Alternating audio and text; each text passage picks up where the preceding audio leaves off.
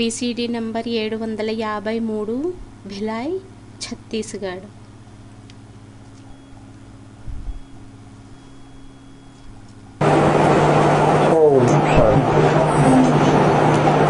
ओम शांति। 30 दिसंबर 1967 का प्रातः क्लास।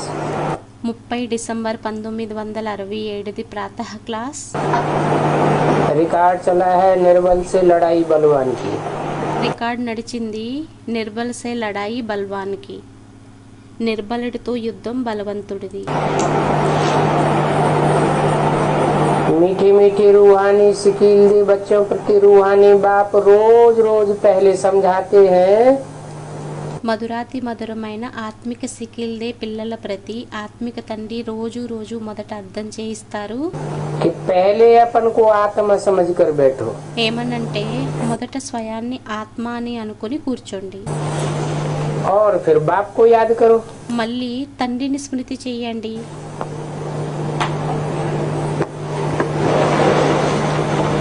सीधा सीधा बाप को याद करें तो क्या हर्ज है? తిన్న తిన్నగా తండ్రిని స్మృతి చేసినట్లయితే అభ్యంతరం ఏముంది?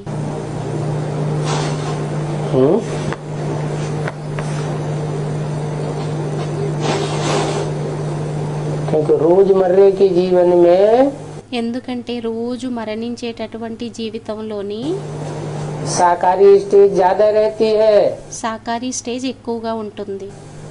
आत्मिक स्थिति की प्रैक्टिस ఆత్మిక స్థితిది ప్రాక్టీస్ कम है, तो सदाकाल आत्मिक स्थिति निराकारी स्टेज तो रहती नहीं है।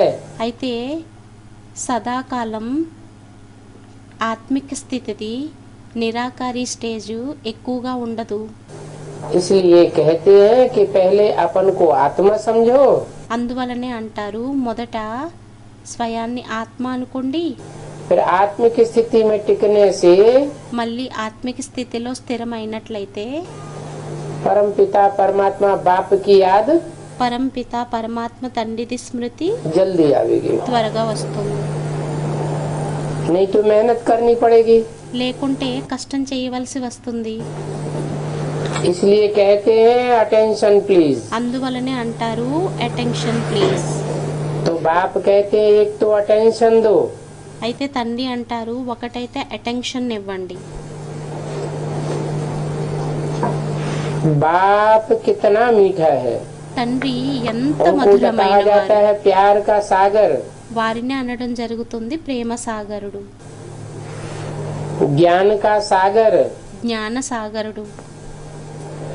तो तुमको भी बहुत प्यारा बनना है। అయితే మీకు కూడా చాలా ప్రియంగా అవ్వాలి। मनसा वाचा कर्मणा तीनों में प्यारा बनना है। మనస వాచ కర్మణ మూడింటిలోని ప్రియంగా అవ్వాలి। हर बात में तुमको खुशी रहनी चाहिए। ప్రతి విషయంలోని మీకు ఖుషి ఉండాలి। तुमको खुशी तब रहेगी మీకు ఖుషి ఎప్పుడు ఉంటుందంటే जब सबको सुख देंगे।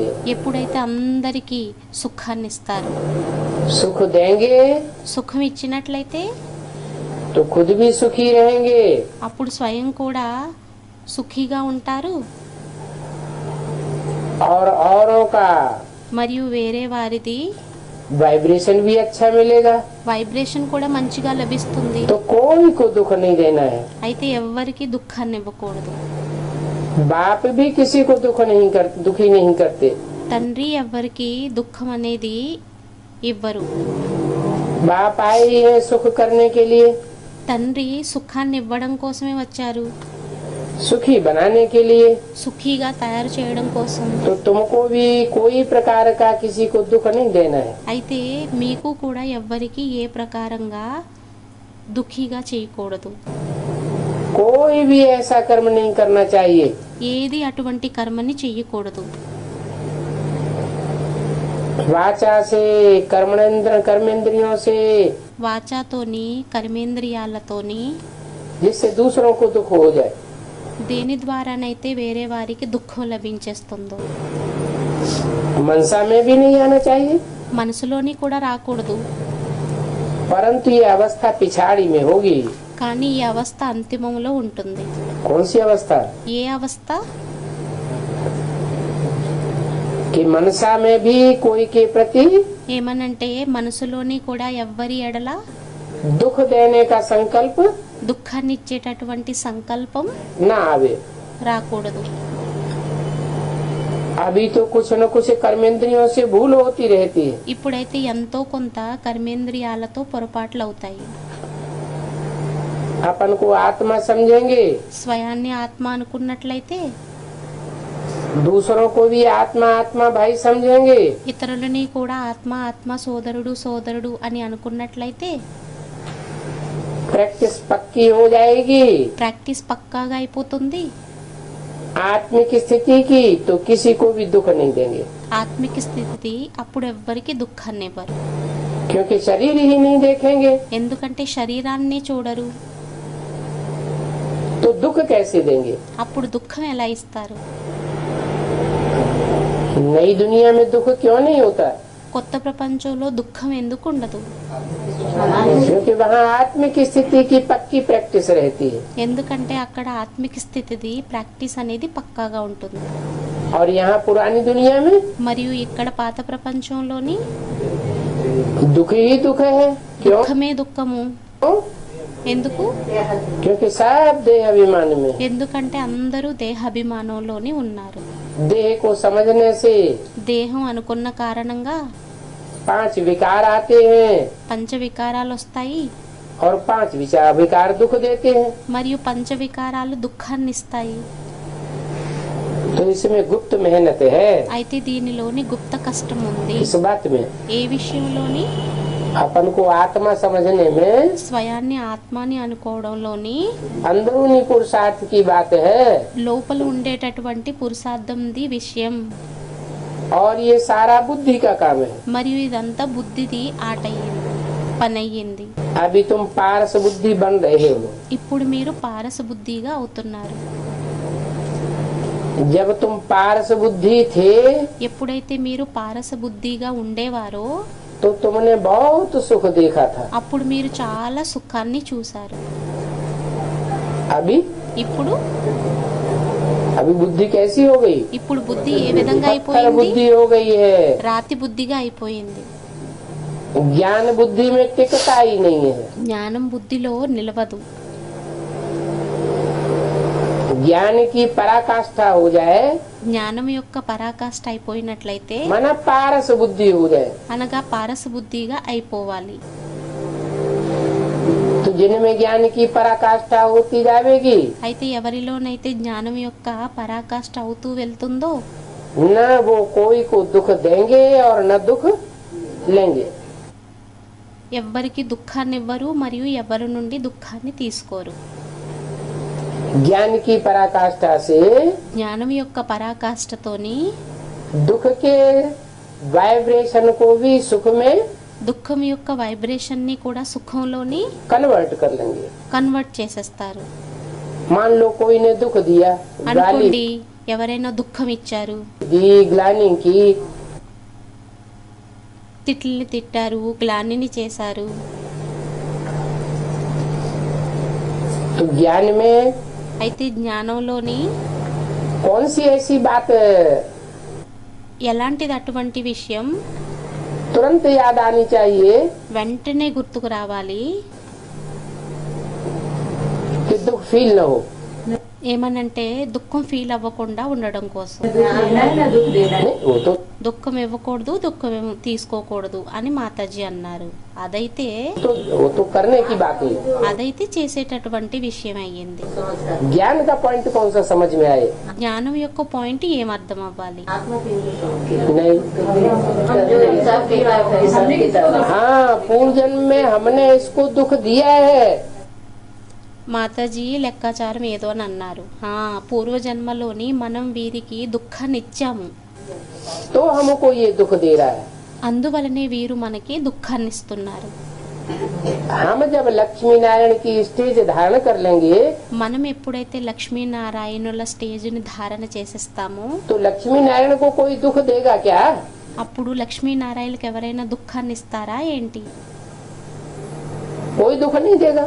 ఎవ్వరూ దుఃఖాన్ని ఇవ్వరు.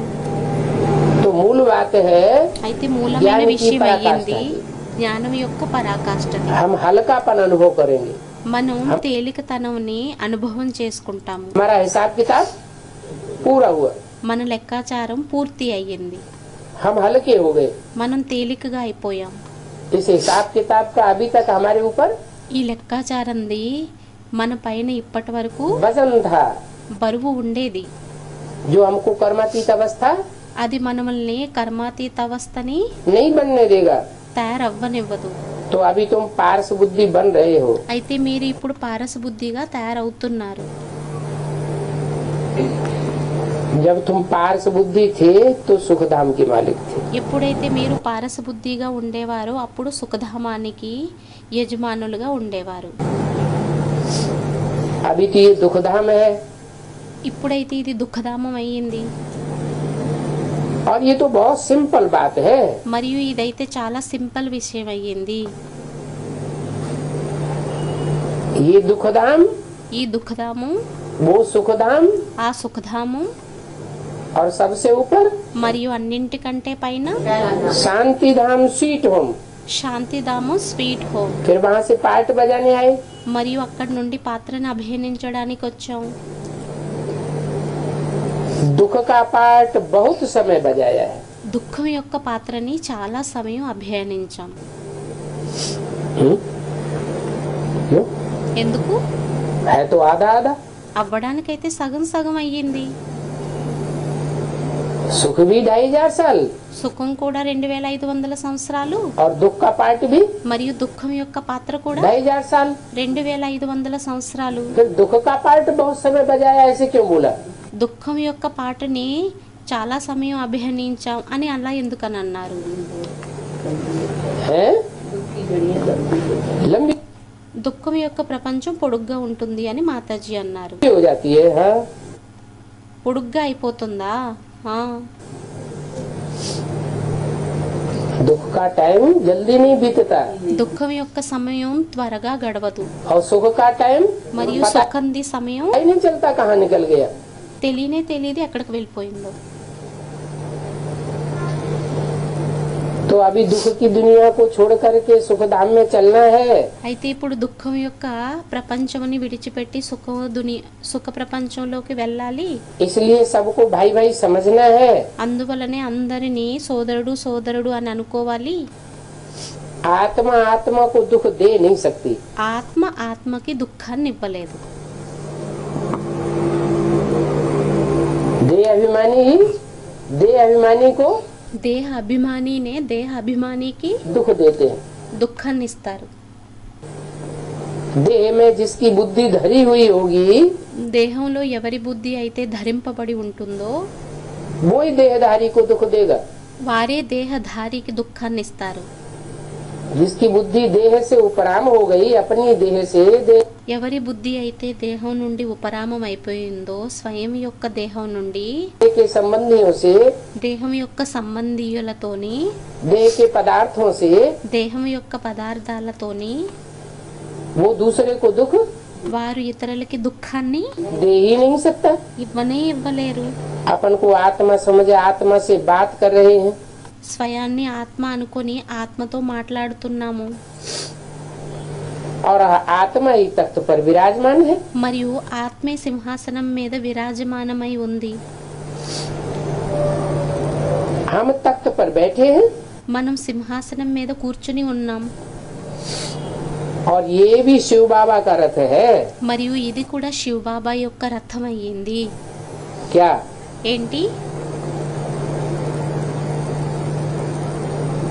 जिस तख्त पर शिव बाबा बैठे हैं वो भी शिव बाबा का तख्त है। ఏ సింహాసనం మీద అయితే శివబాబా కూర్చొని ఉన్నారో అది కూడా శివబాబా యొక్క సింహాసనం అయ్యింది. बच्चियां कहती हैं हम शिव बाबा के रथ को श्रृंगारते हैं। అమ్మాయిలు అంటారు మేము శివబాబా యొక్క రథాన్ని అలంకరిస్తున్నాము, शिव बाबा के रथ को खिलाते हैं। శివబాబా యొక్క రథానికి తినిపిస్తున్నాము. तो कौन याद आता है? అయితే ఎవరు జ్ఞాపకం వస్తారు? रथ याद आता है या शिव बाबा याद आता है? రథం జ్ఞాపకం వస్తుందా లేక శివ్ బాబా జ్ఞాపకం వస్తారా? శివ్ బాబా అని స్టూడెంట్ అన్నారు. शिव बाबा याद आने चाहिए. శివ్ బాబా జ్ఞాపకం రావాలి. खाना पीना उठना बैठना खेलना जड़ रथ करता है. తినడం, త్రాగడం, లేవడం, కూర్చోవటం మరియు ఆడుకోవటం జడ రథం చేస్తుందా या करने कराने वाली उसमें आत्मा है. లేక దానిలోని చేసి చేయించేది ఆత్మ అయ్యిందా? आत्मा है. ఆత్మ అయ్యింది. शिव बाबा के रथ को खिलाते हैं तो शिव बाबा याद रहते हैं. శివ్ బాబా యొక్క రథానికి తినిపించినట్లయితే శివ్ బాబా జ్ఞాపకం వస్తారు, గుర్తుంటారు. वो कल्याणकारी बाप है. వారు కళ్యాణకారి తండ్రి అయ్యారు. वो ही याद रहना चाहिए. అదే గుర్తుండాలి. जो रथ का मालिक है ఎవరైతే రథానికి యజమాని ఉన్నారో वो कल्याणकारी थोड़े ही है. వారు కళ్యాణకారి అయ్యారా ఏంటి? कौन है रथ का मालिक? రథానికి యజమాని ఎవరయ్యారు? रथ का सारथी है शिव बाबा. రథానికి సారథి అయ్యారు శివ్ బాబా. और रथी कौन है? మరియు రథి ఎవరయ్యారు?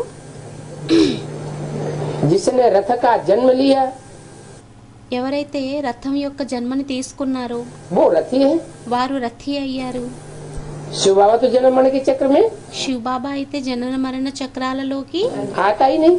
రానే రారు. तो जो जन्म मरण के चक्र में नहीं आता है वो ही कल्याणकारी है. అయితే ఎవరైతే జనన మరణ చక్రాల్లోకి రారో వారే కళ్యాణకారి అయ్యారు. और सदा काल का कल्याणकारी है. మరియు సదాకాలికం కోసం కళ్యాణకారి. इसलिए सदा शिव. అందువలనే సదా శివుడు. क्या थोड़े ఏంటి? टाइम का शिव नहीं. కొద్ది సమయం కోసం శివుడు కాదు. शिव माने శివుడు అంటే कल्याणकारी. కళ్యాణకారి. सदैव का कल्याणकारी है. సదైవం కళ్యాణకారి. ऐसे नहीं आज कल्याण करता है అలా ఏమీ కాదు, ఈ రోజు కళ్యాణాన్ని చేస్తారు, कल लड़ाई हो जाए రేపు యుద్ధం అయిపోయినట్లయితే तो अकल्याण करना शुरू कर देगा. అప్పుడు అకళ్యాణాన్ని చేయటం ప్రారంభించేస్తారు. या कल हम उसकी ग्लानी करने लग पड़े లేక మనం రేపు అతని యొక్క గ్లానిని చేయటం మొదలుపెట్టినట్లయితే तो हमारी अकल्याण करना शुरू कर देगा. అప్పుడు మన యొక్క అకళ్యాణాన్ని చేయటం మొదలు పెట్టేస్తారు. नहीं, కాదు, वो सदैव వారు సదైవం कल्याणकारी है. కళ్యాణకారి అయ్యారు.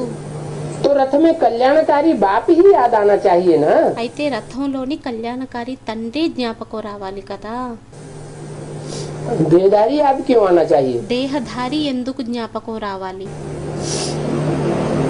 चाहे ब्रह्मा के तन में हो, అది బ్రహ్మ శరీరంలోనైనా, चाहे प्रजापिता के तन में हो, అది ప్రజాపిత శరీరంలోనైనా याद कौन आना चाहिए? స్మృతి ఎవరు రావాలి?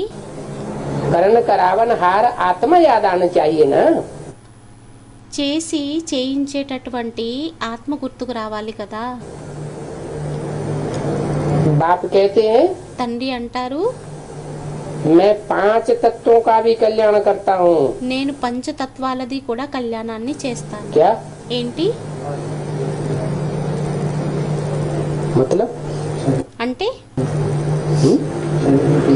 हाँ, స్టూడెంట్ ఏదో అన్నారు. जिस रथ में प्रवेश करता हूँ ఏ రథంలోనైతే ప్రవేశిస్తానో वो भी तो 5 तत्वों का बना हुआ है. వారు కూడా పంచతత్వాలతో తయారైన వారు అయ్యారు కదా.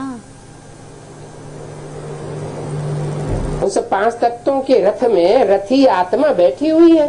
ఆ పంచతత్వాల రథంలోని రథి ఆత్మ కూర్చుని ఉంది. वो आत्मा चैतन्य है. ఆ ఆత్మ చైతన్యమైనది. चैतन्य आत्मा में ज्ञान बैठता है. చైతన్య ఆత్మలోనే జ్ఞానం కూర్చుంటుంది. तो आत्मा का तो कल्याण जल्दी होगा ही, అయితే ఆత్మది కళ్యాణం అయితే త్వరగా అవ్వనే అవుతుంది. क्योंकि नजदीक है. ఎందుకంటే దగ్గరగా ఉంది. सबसे पहले किसके कान सुनेंगे? అన్నింటికంటే మొదట ఎవరి చెవులు వింటాయి?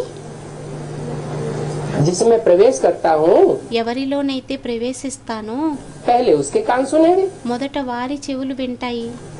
पहले उसकी इंद्रियां మొదట అతని ఇంద్రియాలు संपन्न बनती हैं, సంపన్నంగా అవుతాయి. लेकिन కానీ जो इंद्रियां हैं वो जड़ हैं ఏవైతే ఇంద్రియాలు ఉన్నాయో అవి జడమైనవా या चैतन्य है? లేక చైతన్యమైనవా? इंद्रियां तो जड़ है, ఇంద్రియాలైతే జడమయ్యాయి, शरीर का अंग है। శరీరం యొక్క అంగాలు.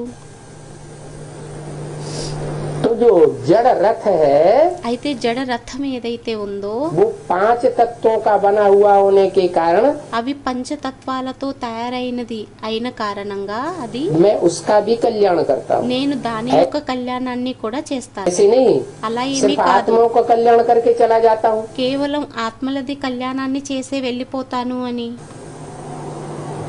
इस सृष्टि पर 5 तत्व भी ఈ సృష్టి మీద పంచతత్వాలు కూడా सतो प्रधान बन जाएंगे। సతో ప్రధానంగా తయారైపోతాయి. कैसे बन जाएंगे? ఎలా తయారైపోతాయి? मेरी याद करने से आत्माएं सतो प्रधान बनेंगी, ఒకవేళ స్మృతి చేసినట్లయితే ఆత్మలు సతో ప్రధానంగా అయిపోయినట్లయితే या 5 तत्व सतो प्रधान बनेंगे? లేక పంచతత్వాలు సతో ప్రధానంగా తయారవుతాయా? नहीं, స్టూడెంట్ ఏదో అన్నారు, బాబా కాదు, आत्माएं भी सतो प्रधान पहले बनेंगी, ఆత్మలు కూడా సతో ప్రధానంగా మొదట తయారవుతాయి. लेकिन आत्माओं का जो संघात है కానీ ఆత్మలది ఏదైతే సంఘాత్ ఉందో 500-700 करोड़ आत्माओं की बुद्धि में जब ये बात बैठ जाएगी 500-700 కోట్ల ఆత్మలలోని ఎప్పుడైతే ఈ విషయం అనేది కూర్చుండిపోతుందో कि एक बाप ही कल्याणकारी है ఏమనంటే ఒక్క తండ్రే కళ్యాణకారి అయ్యారు అనేది, और वो सब एकाग्र हो जाएंगी। మరియు అవన్నీ ఏకాగ్రమైపోతాయో వారందరూ नंबर वार నెంబర్ వారుగా एक के लव में लीन हो जाएंगी, एक ఒక్కరి లవ్వులోని లీనమైపోతారో, एकाग्र स्टेज धारण करेंगी, ఏకాగ్ర స్టేజ్ని ధారణ చేసేస్తారో तो तत्वों को भी అప్పుడు తత్వాలని కూడా सतो प्रधान बनना पड़ेगा। సతో ప్రధానంగా తయారవ్వాల్సి ఉంటుంది. 5 तत्व जो है वो जड़ हैं పంచతత్వాలు ఏవైతే ఉన్నాయో అవి జడమైనవి, और आत्माएं మరియు ఆత్మలు चैतन्य है। చైతన్యం అయ్యారు. आत्माओं में शक्ति ज्यादा होती है, చైతన్య ఆత్మలలో శక్తి ఎక్కువగా ఉంటుంది. ज्यादा शक्ति होने के कारण ఎక్కువ శక్తి ఉన్న కారణంగా वो जड़त्व को भी అవి జడత్వాన్ని కూడా चेंज कर लेते हैं। చేంజ్ చేసేస్తాయి. तो 5 तत्वों का भी मैं कल्याण करता हूँ। అయితే పంచతత్వాలది కూడా నేను కళ్యాణాన్ని చేస్తాను.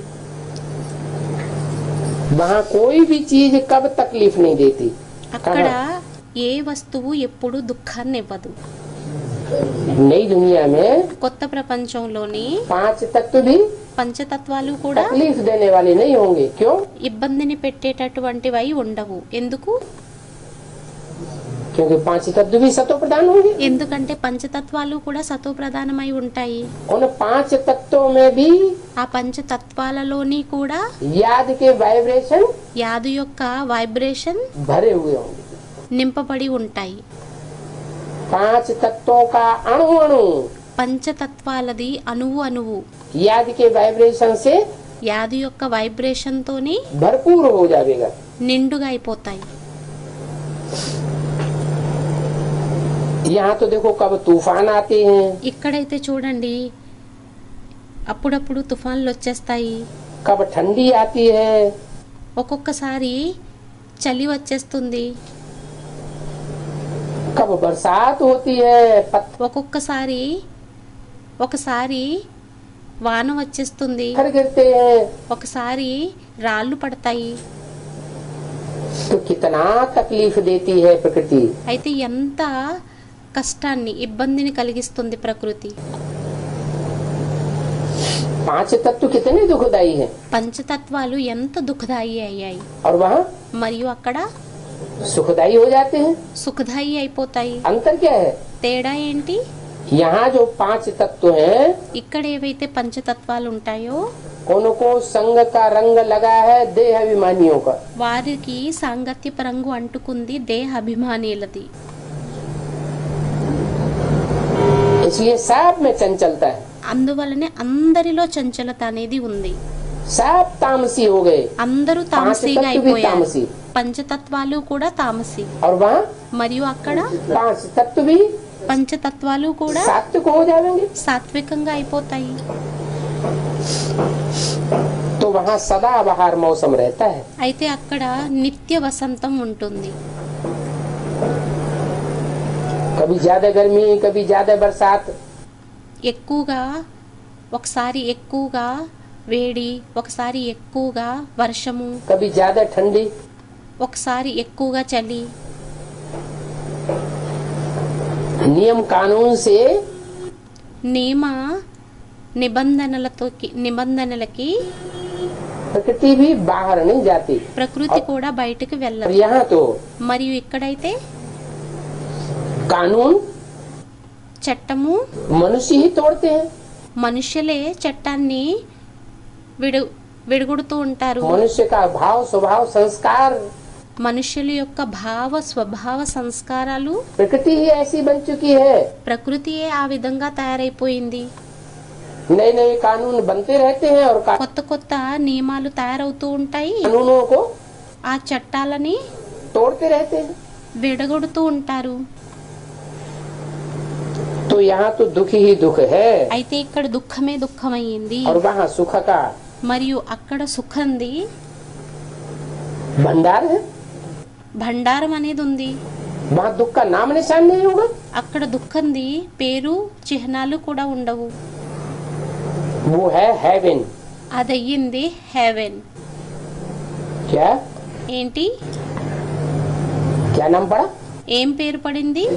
Have have in. ఇన్. बुद्धि कहाँ रहती है? आत्मा कहाँ रहती है? బుద్ధి ఎక్కడుంటుంది? ఆత్మ ఎక్కడుంటుంది? बाहर या अंदर? లోపల లేక బయట? अंदर रहती है। లోపల ఉంటుంది. अंतर्मुखी रहती है అంతర్ముఖిగా అయి ఉంటుందా या बहिर्मुखी रहती है? లేక బహిర్ముఖి అయి ఉంటుందా?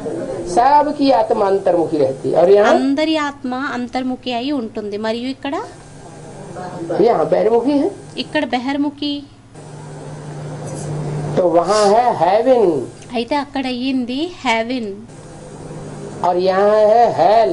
మరియు ఇక్కడ అయ్యింది హెల్. नरक ही नरक है। నరకమే నరకం. सब बहिर्मुखी हैं। అందరూ బహిర్ముఖి. तो स्वर्ग या हेवन अच्छा అయితే స్వర్గం లేక హెవెన్ మంచిదా या हेल या नरक अच्छा? లేక హెల్ లేక నరకం మంచిదా? नरक नाम ही पड़ता है। जो నరకం పేరే పడుతుంది. ఏదైతే नर करता है अपनी मनमत पर, మన్మతంతో నరుడు ఏదైతే చేస్తాడో उससे बनता है नरक। దానితో తయారవుతుంది నరకం. और स्वर्ग మరియు స్వర్గం जो स्वयं स्थिति में स्थित होते हैं, ఎవరైతే స్వయం స్థితిలో స్థిరమవుతారో आप आकर स्वयं स्थिति सिखाते हैं। తండ్రి వచ్చి స్వయం స్థితిని నేర్పిస్తారు. मनुष्य तो स्वयं स्थिति में रहे ना, మనుషులైతే స్వయం స్థితిలో ఉండడం जानते ही नहीं थे। తెలియనే తెలీదు. तो स्वयं स्थिति में सारी दुनिया स्थित हो जाती है तो అయితే స్వయం స్థితిలో మొత్తం ప్రపంచం అంతా స్థిరమైపోయినట్లయితే అప్పుడు स्वर्ग बनता है। స్వర్గం తయారవుతుంది. बाप आते हैं तुमको हेवन का मालिक बनाने। తండ్రి మిమ్మల్ని హెవెన్ కి యజమానులుగా తయారు చేయడానికే వస్తారు. क्या ఏంటి? ऐसे नहीं అలా ఏమీ కాదు. कि तुम सिर्फ हेवन में रहते हो। మీరు కేవలం హెవెన్ లో ఉంటారు అని. रहने वाले तो बहुत हैं, ఉండేటటువంటి వారైతే చాలా మంది అయ్యారు. लेकिन కానీ तुमको हेवन का मालिक बनाते हैं। మిమ్మల్ని హెవెన్ కి యజమానులుగా తయారు చేస్తారు. हेवन में तुम्हारी హెవెన్ లోని మీది ऊंची कुर्सी है। ఉన్నతమైన కుర్చీ అయ్యింది. बाप तो ऊंचे से ऊंचे है, తండ్రి అయితే ఉన్నతమైన వారు అయ్యారు. उसे भगवान कहा जाता है। వారిని భగవంతుడు అని అంటారు. ऊंच से ऊंच बाप, ఉన్నతమైన తండ్రి, वो ऊंचे से ऊंचे टीचर, వారు ఉన్నతమైన టీచర్, और सुप्रीम మరియు సుప్రీం गुरु कहा जाता है। గురువు అని అంటారు. सतगुरु कहा जाता है। సద్గురు అని అంటారు. तो सदगुरु सुप्रीम అయితే teacher, Sadguru supreme teacher, supreme बाप సుప్రీం తండ్రి का काम करते हैं, पार्ट बजाते हैं సుప్రీంది గురువుది పని చేస్తుంది, तो పాత్రని तुमको भी చేస్తుంది. ऊंचे ही बनावेंगे ना। అయితే మిమ్మల్ని కూడా ఉన్నతంగానే తయారు చేస్తారు కదా. तुम ये लक्ष्मी नारायण थे, మీరు ఈ లక్ష్మీనారాయణ వల్లే ఉండేవారు. बाप तुमको स्मृति दिलाते हैं తండ్రి మీకు స్మృతిని తెప్పిస్తారు. कि तुम स्वर्ग में, మీరు స్వర్గంలోని, हेवन में హెవెన్లోని ऊंचे से ऊंचे पद वाले थे। ఉన్నత పదవి కలిగిన వారుగా ఉండేవారు. अभी ये तुम बात भूल गए हो ఇప్పుడు మీరు ఈ విషయాన్ని మరిచిపోయారు. क्या? ఏంటి? कि हम ऊंचे से ऊंचे पद वाले थे, वो ఏమనంటే మనం ఉన్నతమైన పదవి కలిగిన వారిగా ఉండేవారిమి. भी स्वर्ग में అది కూడా స్వర్గంలోని. ऊंचे से ऊंची दुनिया है। ఏదైతే ఉన్నతమైన ప్రపంచం అయ్యిందో, दुनिया है ना, ప్రపంచం అయ్యింది కదా. स्वर्ग में भी नंबरवार दुनिया, స్వర్గంలోని కూడా నెంబర్ వారు ప్రపంచం, नंबरवार जन्म, నెంబర్ వారు జన్మలు, और नरक में भी మరియు నరకంలోని కూడా नंबरवार दुनिया, नंबर। నెంబర్ వారు ప్రపంచం, నెంబర్ వారు జన్మలు. तो स्वर्ग में जो ऊंचे से ऊंची स्टेज वाली स्थिति थी, అయితే స్వర్గంలోని ఏదైతే ఉన్నతమైన స్థితి ఉండేదో, वातावरण था, వాతావరణం ఉండేదో, उसमें तो దానిలోని మీరు ऊंची गद्दी वाले थे। ఉన్నతమైన సింహాసనం కలిగిన వారు అయ్యారు. अब ये तुम सारी बात भूल गए हो ఇప్పుడు మీరు ఈ విషయాలన్నింటినీ మర్చిపోయారు. कि हम कौन थे ఏమనంటే మనం ఎలా ఉండేవారిమి, और మళ్ళీ ఇప్పుడు अब क्या बन गए। ఇప్పుడు ఎలా అయిపోయాము. अब तुम नरक के मालिक बन गए हो। ఇప్పుడు మీరు నరకానికి యజమానులుగా అయిపోయారు. नरक माना నరకం అంటే నరుడు ఏదైతే చేస్తాడో అది అని మాతాజీ అన్నారు. नरक क्या करता है? నరుడు ఏం చేస్తాడు? हैं? नरक बनाता है। नरक माना क्या? నరకాన్ని తయారు చేస్తాడు. నరకం అంటే ఏంటి? जहाँ कीड़े को बुलाते हैं, ఎక్కడైతే కీటకాలు, పురుగులు బిలబిలా అని కొట్టుకుంటూ ఉంటాయో, एक दूसरे को काटते रहते हैं। कीड़े क्या करते ఒకటి మరొకటిని కుడుతూ ఉంటాయి. हैं? नाली में గుంటలోని పురుగులు ఏవైతే ఉంటాయో అవి ఏం చేస్తూ ఉంటాయి? एक दूसरे को ఒకటి మరొకటిని काटते रहते हैं। పుడుతూ ఉంటాయి. तो नरक అయితే నరకం नर बनाता है, నరుడు తయారు చేస్తాడు. नर वैश्यालय बनाता है। నరుడు వేశ్యాలయాన్ని తయారు చేస్తాడు. वैश्यालय में सब एक दूसरे को వేశ్యాలయంలో అందరూ ఒకరిని మరొకరు दुख देते रहते हैं, దుఃఖాన్ని ఇస్తూ ఉంటారు, काटते रहते हैं, विचार बढ़ाते रहते हैं। కట్ చేస్తూ కుడుతూ ఉంటారు, వ్యభిచారాన్ని పెంచుకుంటూ ఉంటారు. अभी तुम ये बातें भूल गए हो ఇప్పుడు మీరు ఈ విషయాలని మర్చిపోయారు. क्या? ఏంటి? कि हम नरक में हैं। ఏమనంటే ఇప్పుడు మనం నరకంలో ఉన్నామా? पहले हम कभी మొదటెప్పుడో మనం स्वर्ग में थे, స్వర్గంలో ఉండేవారిమి. जहाँ व्यभिचार का नाम निशान అక్కడ వ్యభిచారంది పేరు చిహ్నాలు नहीं था। ఉండేవి కావు. भक्ति मार्ग में कितना घोर अंधियारे में मनुष्य हैं। భక్తి మార్గంలోని ఎంత ఘోర అంధకారంలో మనుష్యులున్నారు.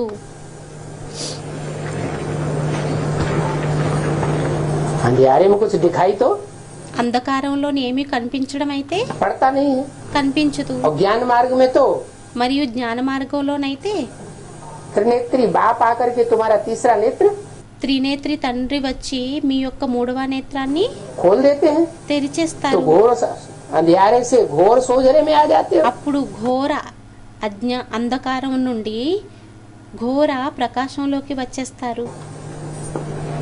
अंधियारे में मनुष्य कितनी ठोकरें खाते हैं। అంధకారంలో మనుషులు ఎన్ని దెబ్బల్ని తింటూ ఉంటారు,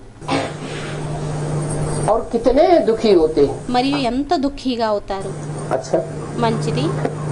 अभी बाप आ गए, ఇప్పుడు తండ్రి వచ్చేసారు, ज्ञान दे रहे हैं, జ్ఞానాన్ని ఇస్తున్నారు, ज्ञान की रोशनी हमें मिल रही है। జ్ఞానం యొక్క ప్రకాశం మనకి లభిస్తుంది.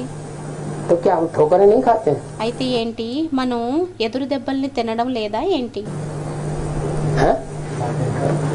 इसका मतलब దీని అర్థం, స్టూడెంట్ ఏదో అన్నారు, దీని అర్థం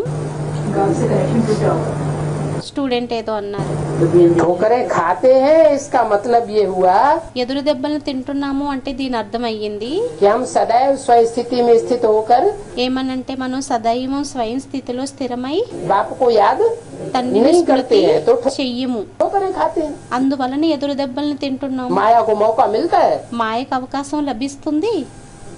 माया देखती है देवान में है మాయ చూస్తుంది దేహభానంలో ఉన్నారు అని. और माया अंधेरे में అప్పుడు మాయ అంధకారంలోని खिलाई देती है। ఎదురు దెబ్బల్ని తినిపించేస్తుంది. ये बातें भी बाप ही बैठ समझाते हैं ఈ విషయాలని కూడా తండ్రి కూర్చొని అర్థం చేయిస్తారు. और कोई इन बातों को ఇంకెవ్వరు ఈ समझा नहीं విషయాలని सके అర్థం చేయించలేరు. कि माया कौन है ఏమనంటే మాయ ఏమయ్యింది और మరియు बाप कौन है। తండ్రి बाप ఎవరయ్యారు. की भी पहचान बाप ही देते हैं తండ్రిది కూడా పరిచయాన్ని తండ్రే ఇస్తారు. और बाप మరియు తండ్రి माया మాయ तुम्हारी दुश्मन है మాయ మీ శత్రువు అయ్యింది उसकी भी पहचान देता है। దాని యొక్క గుర్తింపుని కూడా ఇస్తారు. माया क्या कहती है మాయ ఏమంటుంది, क्या ఏం చేస్తుంది? है స్టూడెంట్ ఏదో అన్నారు. माया మాయ बाप की पहचान नहीं होने देती। తండ్రిది పరిచయాన్ని అవ్వనివ్వదు, గుర్తింపుని. तुम बच्चे कहते हो बाप आया हुआ है పిల్లలైన మీరంటారు తండ్రి వచ్చి ఉన్నారని. और माया क्या कहती है మరియు మాయ ఏమంటుంది, बाप नहीं आया हुआ है, ऐसा తండ్రి రాలేదు, हो नहीं सकता। అలా तो అవ్వనే అవ్వదు. पहले कभी आया था, అదైతే ఎప్పుడో మొదట వచ్చారు, अब थोड़ा ही आया हुआ है। ఇప్పుడు వచ్చారా ఏంటి? मायावी जो गुरु लोग होते हैं మాయావి గురువులు ఎవరైతే ఉంటారో वो क्या समझते हैं, వారు ఏమనుకుంటారు, अरे भगवान पहले कभी आया था, అరే భగవంతుడు మొదట ఎప్పుడో వచ్చారు, फिर बहुत वर्षों के बाद आवेगा, अभी మళ్ళీ చాలా సంవత్సరాలు తర్వాత వస్తారు, थोड़ा ही आवेगा। ఇప్పుడు వస్తారా ఏంటి? अभी तो दुनिया को सुधारने वाले संवारने वाले ఇప్పుడైతే ప్రపంచాన్ని పరివర్తన చేసేటటువంటి వారిమి, మార్చేటటువంటి వారిమి, दुनिया का कल्याण करने वाले कल्याणकारी शिव हम, ప్రపంచం యొక్క కళ్యాణాన్ని చేసేటటువంటి కళ్యాణకారి శివోహం మేము. हम ही शिव हैं, हम ही त्रिमूर्ति शिव हैं। మేమే శివుడిమి, మేమే త్రిమూర్తి శివుడిమి. तो उल्टी पढ़ाई पढ़ाते हैं, అయితే వ్యతిరేకమైన చదువుని చదివిస్తారు. माया और माया మాయా మరియు మాయావి रावण। రావణుడు. ऋषियों मुनियों आदि से पूछते थे, ఋషి మునులు మొదలుగున్న వారిని అడిగేవారు, आप रचयिता और रचना को जानते हो, మీరు రచయిత మరియు రచన గురించి తెలుసా? क्या ఏంటి? उनसे पूछो। వారిని అడగండి. जो उल्टी पढ़ाई पढ़ाते थे उनसे पूछते थे ఎవరైతే వ్యతిరేకమైన చదువుని చదివించేవారో వారిని అడిగేవారు, कि आप रचयिता को ఏమనంటే जानते हो, रचना మీరు రచయిత గురించి తెలుసా, को जानते हो, రచన గురించి తెలుసా? तो कह देते थे नेति नेति। అయితే అనేసేవారు నేతి నేతి అని. न रचयिता को जाना जा सकता है पूरी तरीके से, పూర్తిగా రచయిత గురించి కూడా తెలుసుకోలేము, न रचना को जाना सकता, दोनों మరియు రచన గురించి కూడా తెలుసుకోలేము. के बारे में कह देते थे नीति नीति। రెండింటి కోసం అనేసేవారు నేతి నేతి అని. इसके आदि मध्य अंत వీరి యొక్క ఆది మధ్య అంతం कोई नहीं है। ఏమీ లేదు. रचना के बारे में तो और ही कह देते, రచన కోసం అయితే ఇంకా అనేస్తారు, रचना तो और ही రచన అయితే ఇంకా समझ से परे है, అర్థం నుండి అతీతం. जबकि उनके पास ही ज्ञान नहीं था रचयिता और ఎందుకంటే रचना का। వారి దగ్గరే జ్ఞానం అనేది రచయిత రచనది లేనేది లేదో, तो फिर वो ज्ञान అప్పుడు మరి జ్ఞానం परंपरा से अब तक कैसे चला आवेगा। సంప్రదాయం నుండి ఇప్పటి వరకు ఎలా నడుస్తూ వస్తుంది? वो ज्ञान तो ఆ జ్ఞానం అయితే जब भगवान आते हैं और ఎప్పుడైతే భగవంతుడు వస్తారో, दुनिया का विनाश होता है పాత ప్రపంచం వినాశనం అవుతుందో, तो ज्ञान सारा అప్పుడు జ్ఞానం మొత్తం అంతా लोप हो जाता है। లోపమైపోతుంది. द्वापर युग से थोड़ी स्मृति रहती है, ద్వాపర యుగం నుండి కొద్దిగా స్మృతి ఉంటుంది, शास्त्रों में सच्चाई रहती है। శాస్త్రాలలో సత్యత ఉంటుంది. फिर बाद में जैसे जैसे शास्त्र लिखने वाले మళ్ళీ తరువాత శాస్త్రాలని వ్రాసేవారు ఎలా ఎలా అయితే तामसी बनते जाते हैं, తామసిగా అయిపోతూ వెళ్ళిపోతారో उसका तामसी इंटरप्रिटेशन होता जाता है దాని యొక్క తామసి ఇంటర్ప్రిటేషన్ అనేది అయిపోతూ వెళ్ళిపోతుందో और सारा ज्ञान మొత్తం జ్ఞానం అంతా అప్పుడు अज्ञान में कन्वर्ट हो जाता है। అజ్ఞానంలో కన్వర్ట్ అయిపోతూ వెళ్ళిపోతుంది. तो ज्ञान परंपरा से कैसे आवेगा? అయితే జ్ఞానం పరంపర నుండి ఎలా వస్తుంది? बाप कहते हैं తండ్రి అంటారు, अब रचयिता और रचना का असली ज्ञान ఇప్పుడు రచయిత మరియు రచన యొక్క అసలైన జ్ఞానాన్ని मैं तुमको देता हूँ। నేను మీకు ఇస్తాను. क्या ఏంటి? रचयिता कौन है?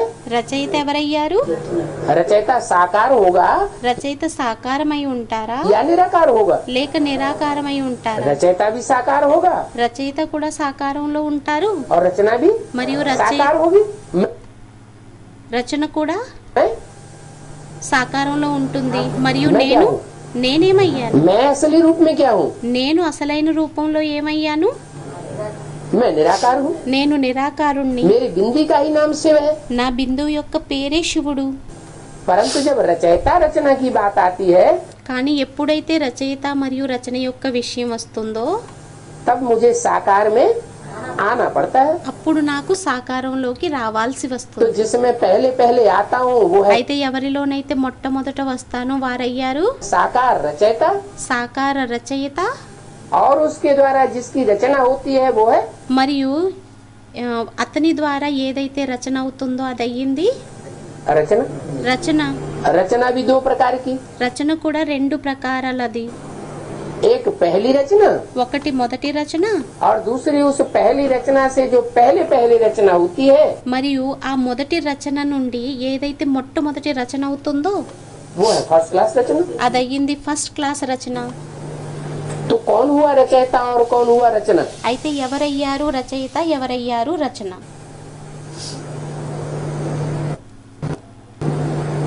जिसमें पहले पहले प्रवेश करते हैं ఎవరిలోనైతే మొట్టమొదట ప్రవేశిస్తారో वो मनुष्य सृष्टि का पिता ఆ మనుష్య సృష్టి యొక్క తండ్రి हुआ रचयिता అయ్యారు రచయిత. और उसकी पहली पहली रचना हुई वो మరియు అతని యొక్క మొట్టమొదటి రచన అయ్యింది ఎవరంటే जो सतयुग में नई दुनिया में ఎవరైతే సత్యుగంలోని కొత్త ప్రపంచంలోని पहले जन्म लेता है, మొదట జన్మని తీసుకుంటారు, पहला पत्ता बनता है, మొదటి ఆకుగా తయారవుతారు. वो है रचना।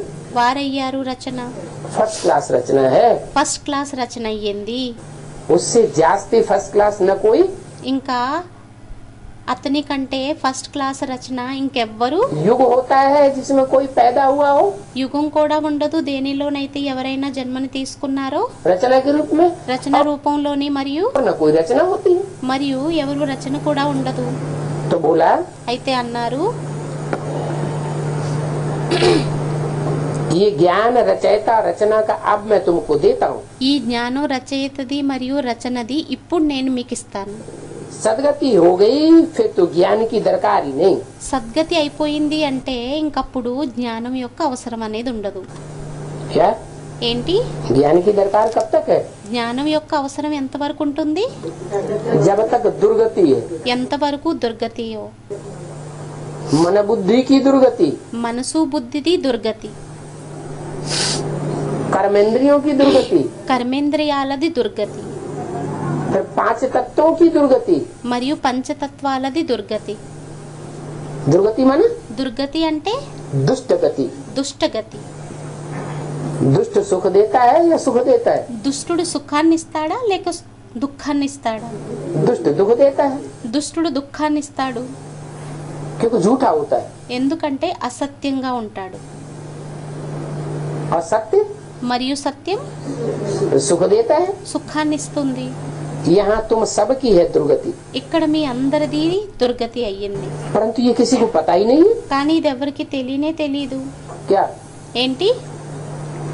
कि हमारी मन बुद्धि की, ఏమనంటే మన మనసు బుద్ధిది, हमारे शरीर की पांच మన శరీరంది, तत्वों की పంచతత్వాలది दुर्गति है దుర్గతి అయ్యిందా या सदगति है? లేక సద్గతినా? लोग बड़े बड़े महल माड़ियाँ अटारियाँ बनाते चले जा रहे हैं।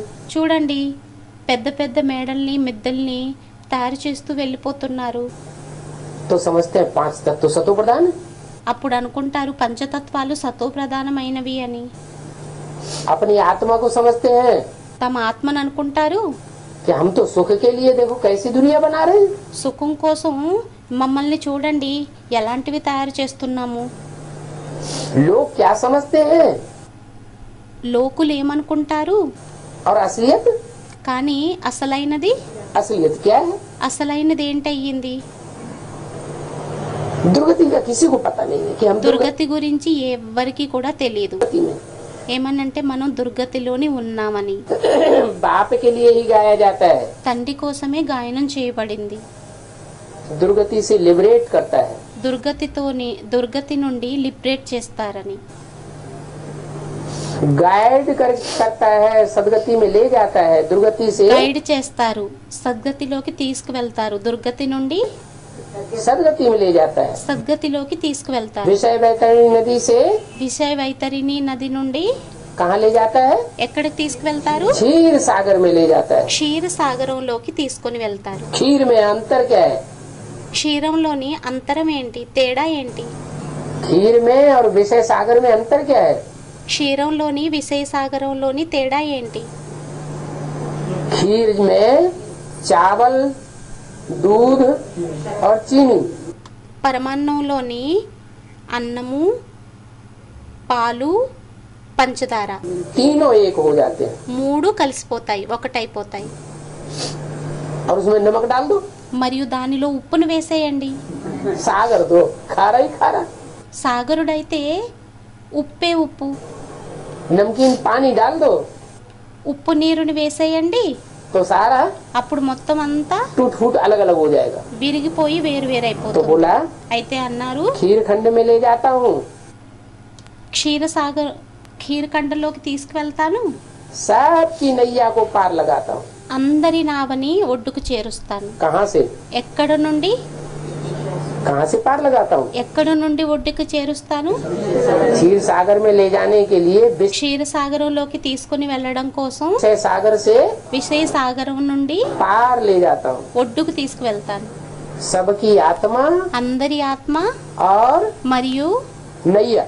నావ. नैया क्या है? నయ్య ఏమయ్యింది? ये शरीर रूपी नैया ఈ శరీర రూపీ నావ और उसमें बिठैया మరియు దానిలోని కూర్చునేటటువంటి బిఠయ్య आत्मा आत्मा सबकी विषय सागर में पड़ी हुई। అందరిది విషయ సాగరంలో పడి ఉంది. मन बुद्धि में विषयले संकल्प चलते रहते हैं। మనసు బుద్ధిలోని విషయలి సంకల్పాలు నడుస్తూ ఉంటాయి. इंद्रियां ఇంద్రియాలు विषय भोग चाहती है। విషయ భోగాలని కోరుకుంటాయి. वाचा में వాచాలోని जैसे ज्ञान सुनने और सुनाने की रगी ही खत्म हो गई। ఏ విధంగాను అంటే వాచాలోని జ్ఞానం వినిపించి వినేటటువంటి రక్తనాళం ఏదైతే ఉంటుందో అదే సమాప్తి అయిపోతుంది. नहीं तो क्या होना चाहिए? లేకుంటే ఏమవ్వాలి? सुबह से शाम तक ఉదయం నుండి సాయంత్రం వరకు ज्ञान सुनना और सुनाने की జ్ఞానం వినడం మరియు వినిపించేటటువంటిది अभ्यास पक्का बना रहे। అభ్యాసం అనేది పక్కాగా తయారై ఉండాలి. दूसरी कोई बात ही नहीं। రెండో విషయమే ఏమీ లేదు. लेकिन కానీ न आत्मा में बोरग रहती है ఆత్మలోని కూడా రక్తనాళం అనేది ఉండదు, और न शरीर की कर्मेंद्रिय में बोरग दिखाई पड़ती है। మరియు శరీరం యొక్క కర్మేంద్రియాలలోని కూడా ఆ రక్తనాళం అనేది కనిపించదు.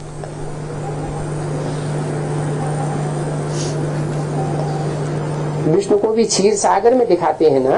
విష్ణువుని కూడా క్షీర సాగరంలో చూపిస్తారు కదా. क्यों? ఎందుకు? विष्णु को क्षीर सागर में क्यों दिखाते हैं? విష్ణువుని క్షీర సాగరంలో ఎందుకని చూపిస్తారు? शंकर जी को क्षीर सागर में क्यों नहीं दिखाते? శంకర్జీని క్షీర సాగరంలో ఎందుకని చూపించరు? ब्रह्मा को खीर खंड में क्षीर सागर में क्यों नहीं दिखाते? బ్రహ్మని క్షీర సాగరంలో ఎందుకని చూపించరు? हैं? విష్ణువు అంటే నో విష్ అట్ ఆల్ అని మాతాజీ అన్నారు. हाँ, जो विष्णु है जैसा है విష్ణు ఎవరైతే ఉన్నారో ఎలాంటి వారో वैसा ही उसको चाहिए। అలాంటిదే అతనికి కావాలి. स्थान స్థానం. आत्मा सतो प्रधान है ఆత్మ సత్వ ప్రధానమైనట్లయితే तो उसको सतो प्रधान स्थान, सतो प्रधान वाइब्रेशन, దానికి అప్పుడు సతో ప్రధాన స్థానం, సతో ప్రధాన వైబ్రేషన్లు, सतो प्रधान दुनिया चाहिए। సతో ప్రధాన ప్రపంచం కావాలి. तमो प्रधान विषैली आत्मा है తమో ప్రధాన విషైలి ఆత్మ అయినట్లయితే तो उसको అప్పుడు దానికి विषय विकारों की दुनिया चाहिए। విషయ వికారి ప్రపంచం కావాలి. वही उसको आनंद आएगा। అక్కడే దానికి ఆనందం వస్తుంది. नाली का कीड़ा होगा గుంటలో ఏదైతే పురుగు ఉంటుందో और उसको साफ सुथरे स्थान में धूप में रख दो దానిని శుభ్రంగా క్లీన్ గా ఉన్న స్థానంలో పెట్టేయండి. तो उसे मजा नहीं आएगा, అప్పుడు దానికి మజా రాదు. तो बिलबिला के मर जाएगा। బిల్బిలా అని కొట్టుకొని చనిపోతుంది. तो जो विषयी आत्मा है उसको विषय भोग चाहिए, అయితే విషయ ఆత్మ ఏదైతే ఉంటుందో దానికి విషయ భోగాలు కావాలి. और जो निर्विष आत्मा है మరియు ఏదైతే నిర్విషాత్మ ఉంటుందో उसको దానికి नो विष अटाल विष्णु की दुनिया चाहिए। No wish at all Vishnu ప్రపంచం కావాలి. इसका मतलब क्या हुआ దీని అర్థం ఏమయ్యింది? कि शंकर को क्षीर सागर में क्यों नहीं दिखाते శంకరుణ్ణి క్షీరసాగరంలో ఎందుకని చూపించరు? हैं? शंकर जिसका नाम दिया गया है, శంకరుడు ఎవరికి అయితే పేరుని ఇచ్చారో, जो पार्टधारी है, పాత్రధారి ఎవరైతే ఉన్నారో वो दुनिया का सबसे వారు ప్రపంచం యొక్క అతిపెద్ద तमो प्रधान पार्टधारी है తమో ప్రధాన పాత్రధారి అయ్యారా, या सबसे सतो प्रधान पार्टधारी లేక అందరికంటే సతో ప్రధాన పాత్రధారి అయ్యారా? है? స్టూడెంట్ ఏదో అన్నారు. उसमें दो आत्माएं विशेष हैं, దానిలోని విశేషంగా రెండు ఆత్మలు ఉన్నాయి. हैं तो तीन, అవ్వడానికి మూడు. जो तीसरी है वो तो पढ़ने वाली है। అదైతే మూడోది ఏదైతే ఉందో అది చదివేటటువంటిది. लेकिन दो आत्माएं विशेष हैं, కానీ రెండో ఆత్మలు విశేషమైనవి. एक उसमें है भोक्ता ఒకరయ్యారు దానిలోని భోక్త, और एक है మరియు రెండో వారయ్యారు अभोक्ता। అభోక్త. जो अभोक्ता है वो एवर प्योर है, ఎవరైతే అభోక్తున్నారో వారయ్యారు ఎవర్ ప్యూర్.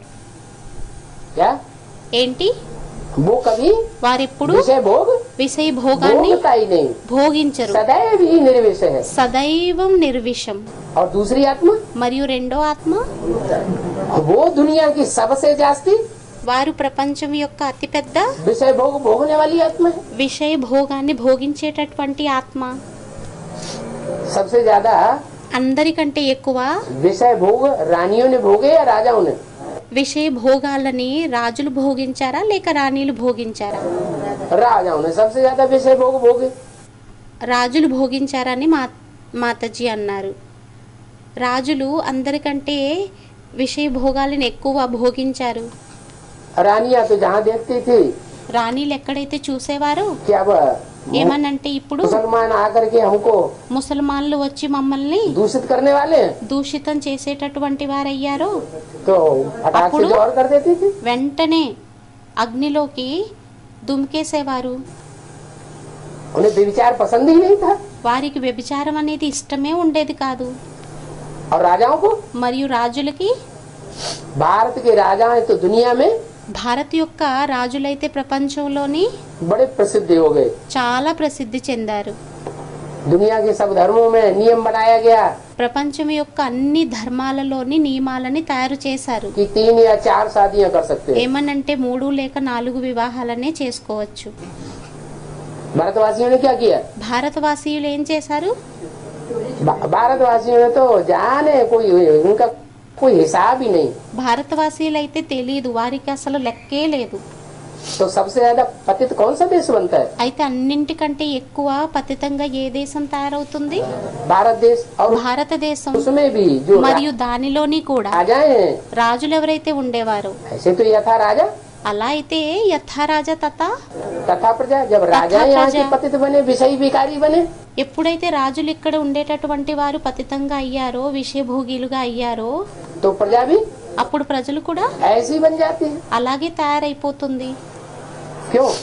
ఎందుకు? क्योंकि वो तो नियम है। ఎందుకంటే అది నియమం అయ్యింది. यथा राजा యథా రాజా तथा प्रजा। తథా ప్రజ. राजा में ताकत है, రాజులో శక్తి ఉంటుంది. आधा में जाम, ఆదామే आधा జా में रैयत। ఆదామే రయ్యత్. आधी संपत्ति राजा भोगता है, ఆది సగం సంపత్తిని రాజు భోగిస్తాడు. धन संपत्ति, ధన సంపత్తి, వైభవం. వైభవం. और आधे में మరియు प्रजा సగంలోని भोगती है। ప్రజలు భోగిస్తారు. तो प्रजा के पास इतना वैभव तो है नहीं। అయితే ప్రజల దగ్గర అంత వైభవం అయితే లేదు. जो खुलेआम इतनी शादियां करे, వారు బహిరంగకంగా ఇన్ని వివాహాలని చేసుకోవటం కోసం और विषय भोग भोगे, మరియు విషయ భోగాలను భోగించడం కోసం. तो क्या करेगा? అయితే అప్పుడు ఏం చేస్తాడు? प्रजा का आदमी चोरी छिपे करता रहा। ప్రజల యొక్క మనుషులు ఎవరైతే ఉంటారో వారు దొంగతనంగా చేస్తూ ఉంటారు. तो चोरी छिपे करने उसके तो और कोई हिसाब ही नहीं। అయితే దొంగతనంగా దాక్కుని చేసిన దానికైతే లెక్కే ఉండదు. तो बहुत सारी दुनिया राजाएं और उनकी प्रजा बहुत विकारी बनी। అయితే మొత్తం ప్రపంచం రాజులు మరియు వారి యొక్క ప్రజలు చాలా వికారీలుగా తయారైపోయారు. अभी बाप आते हैं, बताते हैं, ఇప్పుడు తండ్రి వస్తారు, చెబుతారు, इन विषयी विकारियों के बीच ఈ విషయ వికారీల మధ్యలోని जो राजाओं की ఏదైతే రాజుల యొక్క क्वालिटी वाली आत्माएं हैं, క్వాలిటీ ఆత్మలు ఉన్నారో उन राजाओं के बीच सबसे जास्ती विकारी कौन बना? ఆ రాజుల మధ్యలోని అందరికంటే వికారీగా ఎవరు తయారయ్యారు? सबसे जास्ती पतित कौन बना? అందరికంటే ఎక్కువ పతితంగా ఎవరు తయారయ్యారు? वो अपने मुख से ही बोलता है వారు తమ నోటితోనే చెప్పుకుంటారు शास्त्रों में, శాస్త్రాలలోని. मैं पतितन को राजा। మే పతితనుకో రాజా. क्या ఏంటి? सिर्फ पतित ही नहीं, కేవలం పతితమే కాదు, मैं पतितन को నేను పతిత తనువుకి राजा, రాజుని. माने पतितों का भी राजा, అనగా పతితులకి కూడా రాజా. माने जितने भी पतित विकारी राजाएं हुए అనగా ఎంతమంది అయితే పతిత వికారి రాజులు అయ్యారో उन सबसे जास्ती पतित और विकारी कौन सी आत्मा हुई? వారందరికంటే ఎక్కువ పతిత వికారి ఎవరయ్యారు? राम वाली आत्मा सबसे जास्ती विकारी हुई।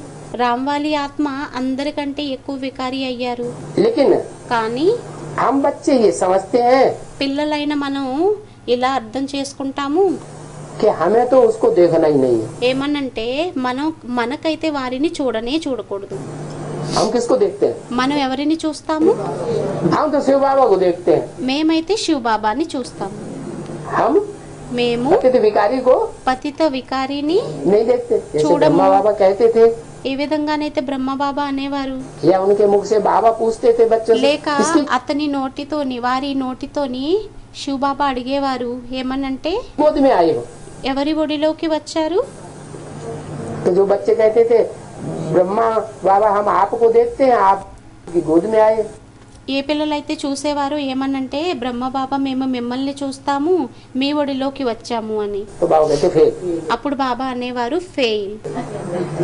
जो कहते शिव बाबा की गोद में आए हैं, ఎవరైతే అనేవారో శివబాబా ఒడిలోకి వచ్చాము అని, तो इसका मतलब है उनको शिव याद रहा ना। అయితే దీని అర్థమయ్యింది వారికి శివుడు గుర్తున్నారు కదా. जिस बिंदु का नाम शिव है, ఏ బిందువు యొక్క పేరైతే శివుడు అయ్యిందో, जो सदैव पावन है, वो ఎవరైతే సదైవం పావనం అయ్యారో याद रहा। तो जैसी అది జ్ఞాపకం ఉంది. भावना అయితే ఎలాంటి భావన वैसी दुनिया बन जाती है। అలాంటి ప్రపంచం తయారైపోతుంది. तो అయితే तुम बच्चे పిల్లలైన మీరు अंदर से ये जानते हो లోపల నుండి ఇది అర్థం చేసుకుంటారు, कि इस दुनिया में सबसे पतित विकारी कौन है? ఈ ప్రపంచంలోని అందరికంటే పతితం వికారి ఎవరయ్యారు?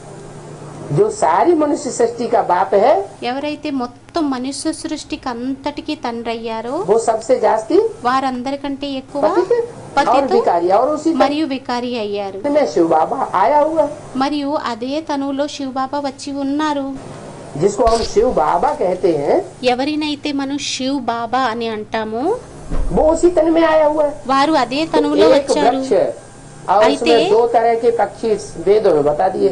ఒకటి వృక్షం, దానిలోని రెండు ప్రకారాలైన పక్షుల్ని వేదాలలోని చెప్పేశారు.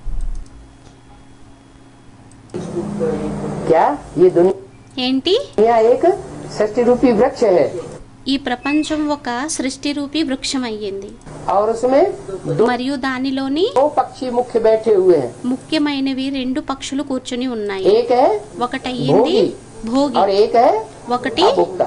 అభోక్త. अब ये अपने ऊपर है कि हम किसको देखें। ఇప్పుడు ఇది మన పైన ఉంది, మనం ఎవరిని చూడాలి అనేది. क्या ఏంటి अभी क्या हो रहा है ब्राह्मणों की दुनिया में? ఇప్పుడు ఏమవుతుంది బ్రాహ్మణ ప్రపంచంలోని? ब्राह्मणों की दुनिया में कोई की नजर लगी हुई है शंकर के ऊपर। బ్రాహ్మణ ప్రపంచంలోని కొంతమందిది దృష్టి శంకరుడి మీద ఉంది. कौन से शरीरधारी के ऊपर लगी है? ఏ శరీరధారి మీద ఉంది? भोगी के ऊपर लगी है या భోగి మీద ఉందా లేక अभोक्ता के ऊपर लगी है? అభోక్త మీద ఉందా? जिनकी नजर भोगी के ऊपर लगी हुई है ఎవరి దృష్టి అయితే భోగి మీద ఉందో वो गुण देखेंगे या अवगुण देखेंगे? వారు గుణాలని చూస్తారా లేక అవగుణాలని చూస్తారా? उनको तो अवगुण ही दिखाई पड़ेगा। వారికైతే అవగుణాలే కనిపిస్తాయి. और जिन बच्चों ने बाप को पहचान लिया, మరియు ఏ పిల్లలైతే తండ్రిని గుర్తించేశారో, बाप की पहचान जिनकी बुद्धि में बैठ गई, తండ్రి పరిచయం ఏ పిల్లల బుద్ధిలో అయితే కూర్చుండిపోయిందో वो किसको देखेंगे? వారెవరిని చూస్తారు? शिव बाप को देखेंगे। శివ తండ్రిని చూస్తారు. जो एवर प्योर है उसको देखेंगे। ఎవరి ప్యూర్ ఎవరైతే ఉన్నారో వారిని చూస్తారు. तो कौन की आंखें जय पहले पवित्र बनेंगी అయితే మొదట ఎవరి నేత్రాలు పవిత్రంగా తయారవుతాయి और कौन की आंखें अपवित्र बनती जाएंगी? మరియు ఎవరి నేత్రాలు అపవిత్రంగా అవుతూ వెళ్తాయి? जो शिव बाबा को देखेंगे ఎవరైతే శివబాబాని చూస్తారో उनकी आंखें उनकी दृष्टि पवित्र बनती जाएगी వారి నేత్రాలు వారి యొక్క దృష్టి పవిత్రంగా అవుతూ వెళ్తుంది. और औरों की दृष्टि మరియు వేరే వేరే వారి యొక్క దృష్టి अपवित्र बनती जाएगी। అపవిత్రంగా అవుతూ వెళ్తుంది. तो क्षीर सागर में विष्णु को दिखाते हैं, అయితే క్షీర సాగరంలోని విష్ణువుని చూపిస్తారు. परंतु है ये सब भक्ति मार्ग। కానీ ఇవన్నీ భక్తి మార్గంవి అయ్యాయి. क्यों? ఎందుకు? तो क्षीर सागर दिखाते हैं और उसमें विष्णु को दिखाते हैं, ये ఏదైతే క్షీర సాగరాన్ని చూపిస్తారో దానిలోని విష్ణువుని చూపిస్తారో भक्ति मार्ग क्यों? बात तो सही है। ఇదైతే భక్తి మార్గం ఎందుకని అయ్యింది? విషయం అయితే కరెక్టే అయ్యింది. विष्णु कहाँ होगा? విష్ణువు ఎక్కడుంటారు? विष्णु तो क्षीर सागर में होता है। విష్ణువు అయితే క్షీర సాగరంలో ఉంటారు. फिर भक्ति मार्ग क्यों बता दिया? మరి భక్తి మార్గం అని ఎందుకు చెప్పేశారు? और क्षीर सागर कैसा समझते हैं? వారు క్షీర సాగరం ఎలా అనుకుంటారు? ये नहीं समझते कि क्षीर सागर ऐसी भी दुनिया कोई होती है। ఇలా అర్థం చేసుకోరు. ఏమనంటే అటువంటిది కూడా ఒక ప్రపంచం ఉంటుంది यहाँ सब आपस में मिलजुल करके ఎక్కడైతే అందరూ పరస్పరం కలిసిమెలిసి कैसे होकर रहते हैं? ఎలా అయి ఉంటారు? खीर खंड होकर के रहना ఎలా అయితే ఖీర్ఖండగా అయ్యి కలిసి ఉండడం माना यूनिटी में रहना। అనగా యూనిటీలోని ఉండడం. प्योरिटी है आत्माओं में ఆత్మలలో ప్యూరిటీ ఉంది అంటే तो ऐसी यूनिटी बनती है। అప్పుడు అటువంటి యూనిటీ తయారవుతుంది. प्योरिटी नहीं है ప్యూరిటీ లేదు అంటే तो आपस में एक दूसरे से అప్పుడు పరస్పరం ఒకరితో మరొకరు खार खाते रहते हैं। ఉప్పుగా అవుతూ ఉంటారు. खार तो खारा ही होगा। ఉప్పు అయితే ఉప్పుగానే ఉంటుంది. बड़ा बड़ा तालाब बनाते हैं పెద్ద పెద్ద చెరువుల్ని తయారు చేస్తారు क्षीर सागर के लिए। క్షీర సాగరం కోసం. उसमें विष्णु को दिखाते हैं, దానిలోని విష్ణువుని చూపిస్తారు. विष्णु का बड़ा चित्र दिखाते हैं। విష్ణువుది పెద్ద చిత్రాన్ని చూపిస్తారు. क्या बड़ा चित्र क्यों दिखाया? ఏంటి పెద్ద చిత్రాన్ని ఎందుకు చూపించారు? कोई बड़ा काम करते हैं ఏదైనా పెద్ద పనిని చేసినట్లయితే तो बड़ा चित्र बनाते हैं। అప్పుడు పెద్ద చిత్రాన్ని తయారు చేస్తారు. जैसे ఎలా అయితే पांडवों के పాండవులవి बड़े बड़े छत इतने ऊंचे चित्र बनाते हैं, మేడ ఎత్తంతైన పెద్ద పెద్ద చిత్రాలని తయారు చేస్తారు. तो जरूर पांडवों ने बड़ा काम किया होगा, उनकी बुद्धि बड़ी गई होगी। అయితే తప్పకుండా పాండవులు పెద్ద పనిని చేసి ఉండొచ్చు, వారి బుద్ధి అంత పెద్దదై ఉండి ఉండొచ్చు. उन पांडवों में भी ఆ పాండవుల్లోని కూడా भीम को భీముణ్ణి बहुत बड़ा लंबा चौड़ा दिखाते हैं। ఇంకా పెద్దగా పొడుగ్గా లావుగా చూపిస్తారు. मतलब దీని అర్థం भीम जो है భీముడు ఎవరైతే ఉంటాడో ज्यादा ताकतवर रहा होगा, ఎక్కువ శక్తిశాలిగా ఉండి ఉండొచ్చు. उसने అతను ज्यादा काम करके दिखाया होगा। ఎక్కువ పనిని చేసి చూపించి ఉంటారు. काम करके दिखाया। ఏం పనిని చేసి చూపించారు? अकेले भीम ने 100 कीचकों को मारा ఒంటరిగా భీముడు 100 మంది కీచుకుల్ని చంపాడు और మరియు 100 कौरवों को मारा था। 100 మంది కౌరవుల్ని చంపారు. तो बड़ा काम किया ना, అయితే పెద్ద పనిని చేశారు కదా, इसलिए भीम को बड़ा दिखाया है। అందువల్లనే భీముడిని పెద్దగా చూపించారు. ये बुद्धि की विशालता दिखाते हैं, जैसे ఇది బుద్ధిది విశాలతని చూపిస్తారు. महात्मा बुद्ध का चित्र ఏ విధంగానైతే మహాత్మా బుద్ధుడిది చిత్రాన్ని बहुत बड़ा बनाते हैं, చాలా పెద్దగా తయారు చేస్తారు. तो जरूर उनमें बुद्धिमत्ता इतनी रही होगी తప్పకుండా అతనిలోని బుద్ధిమత్త అనేది అంత ఉండి ఉండొచ్చు. जितनी और धर्म पिताओं बुद्धिमत्ता ఇంకా అంత ఎవ్వరు ఏ ధర్మపితల్లోని కూడా అంత బుద్ధి అనేది नहीं रही। ఉండలేదు. क्या बुद्धिमत्ता रही? ఏం బుద్ధిమత్త అనేది ఉండేది? क्यों ने ऐसे धर्म की धारणाएं सिखाई ఏమనంటే వారు ఎటువంటి ధర్మం యొక్క ధారణలను నేర్పించారంటే जिसमें आत्मा का भी नाम निशान नहीं, దానిలోని ఆత్మది కూడా పేరు చిహ్నాలు లేవు, परमात्मा का भी नाम निशान नहीं, పరమాత్ముడిది కూడా పేరు చిహ్నాలు లేవు. और फिर भी नियम पक्का बना दिया, अहिंसा परमो धर्म। కానీ నియమాలని పక్కాగా తయారు చేసేశారు. ఏమనంటే అహింసో పరమో ధర్మః. तो बुद्धिमान थे ना, అయితే బుద్ధిమాన్ అయ్యారు కదా. तो बोला అయితే అన్నారు ये सब भक्ति मार्ग है। ఇవన్నీ భక్తి మార్గంవి. विष्णु का बड़ा चित्र दिखाते हैं, बाप समझाते हैं, విష్ణుది పెద్ద చిత్రాన్ని తయారు చేస్తారు, తండ్రి అర్థం చేయిస్తారు. तुमने सारे विश्व पर राज्य किया है, మీరు మొత్తం విశ్వం మీద రాజ్యాన్ని చేశారు. इसके लिए फिर इतनी बुद्धि चाहिए। దీనికోసం మళ్ళీ అంత బుద్ధి కూడా కావాలి. तो बड़ा बनाते हैं। అయితే పెద్దగా తయారు చేస్తారు. तुमने अनेक बार हार खाई है మీరు అనేక సార్లు ఓటమిని ఓడిపోయారు और अनेक बार जीत पहनी है। మరియు అనేక సార్లు విజయాన్ని పొందారు. कब हार खाई ఎప్పుడు ఓడిపోయాము और कब जीत पहनी? మరియు ఎప్పుడు గెలిచాము? हर 5000 वर्ष के बाद ప్రతి 5000 సంవత్సరాలకు ఒకసారి हम जीत भी पहनते हैं మనం విజయాన్ని కూడా పొందుతాము. और उससे पहले మరియు దానికంటే ముందు हार भी खाते हैं। ఓటమిని కూడా ఓడిపోతాము. कल्प कल्प हम हार खाते रहे కల్పకల్పం మనం ఓడిపోతూ వచ్చాము और कल्प कल्प हम మరియు जीत भी కల్పకల్పం మనం पहनते रहे। अनेक విజయాన్ని కూడా పొందుతూ వచ్చాము. बार की बात हो गई। అనేక సార్ల విషయం అయిపోయింది. अभी बाप कहते हैं इसका कारण क्या हुआ? అయితే ఇప్పుడు తండ్రి అంటారు దీని కారణం ఏమయ్యింది? हार जीत का मूल कारण क्या है? ఓటమి గెలుపులదే కారణం ఏమయ్యింది? काहे से हार हुई, किस बात के कारण हार हुई దేని ద్వారా ఓటమి అయ్యింది, ఏ విషయం కారణంగా, और किस बात के कारण जीत होती है? మరియు దేని కారణంగా, ఏ విషయం కారణంగా విజయం అనేది అవుతుంది? हैं? దేహ అభిమానం కారణంగా మనం ఓడిపోయాము అని మాతాజీ అన్నారు. इच्छा मात्रम अविद्या, ఇచ్చా మాత్రం అవిద్య, इससे होती है जीत। దీనితో అవుతుంది విజయం. और जहाँ कामना रहती है, మరియు ఎక్కడైతే కామన ఉంటుందో, కోరిక, काम विकार रहता है, కామ వికారం वहाँ होती ఉంటుందో है అక్కడ అవుతుంది ఓటమి. इस पर जीत पाने से దీని మీద విజయం పొందినట్లయితే तुम जगत जीत बनेंगे। మీరు तो జగజ్జీతుగా मूल बात తయారవుతారు. काम विकार के ऊपर आती है। అయితే మూల విషయం కామ వికారం మీద వస్తుంది. अगर काम विकार को जीत लिया ఒకవేళ కామ వికారాన్ని గెలిచేసినట్లయితే तो जीत ही जीत है। అప్పుడు విజయమే విజయం.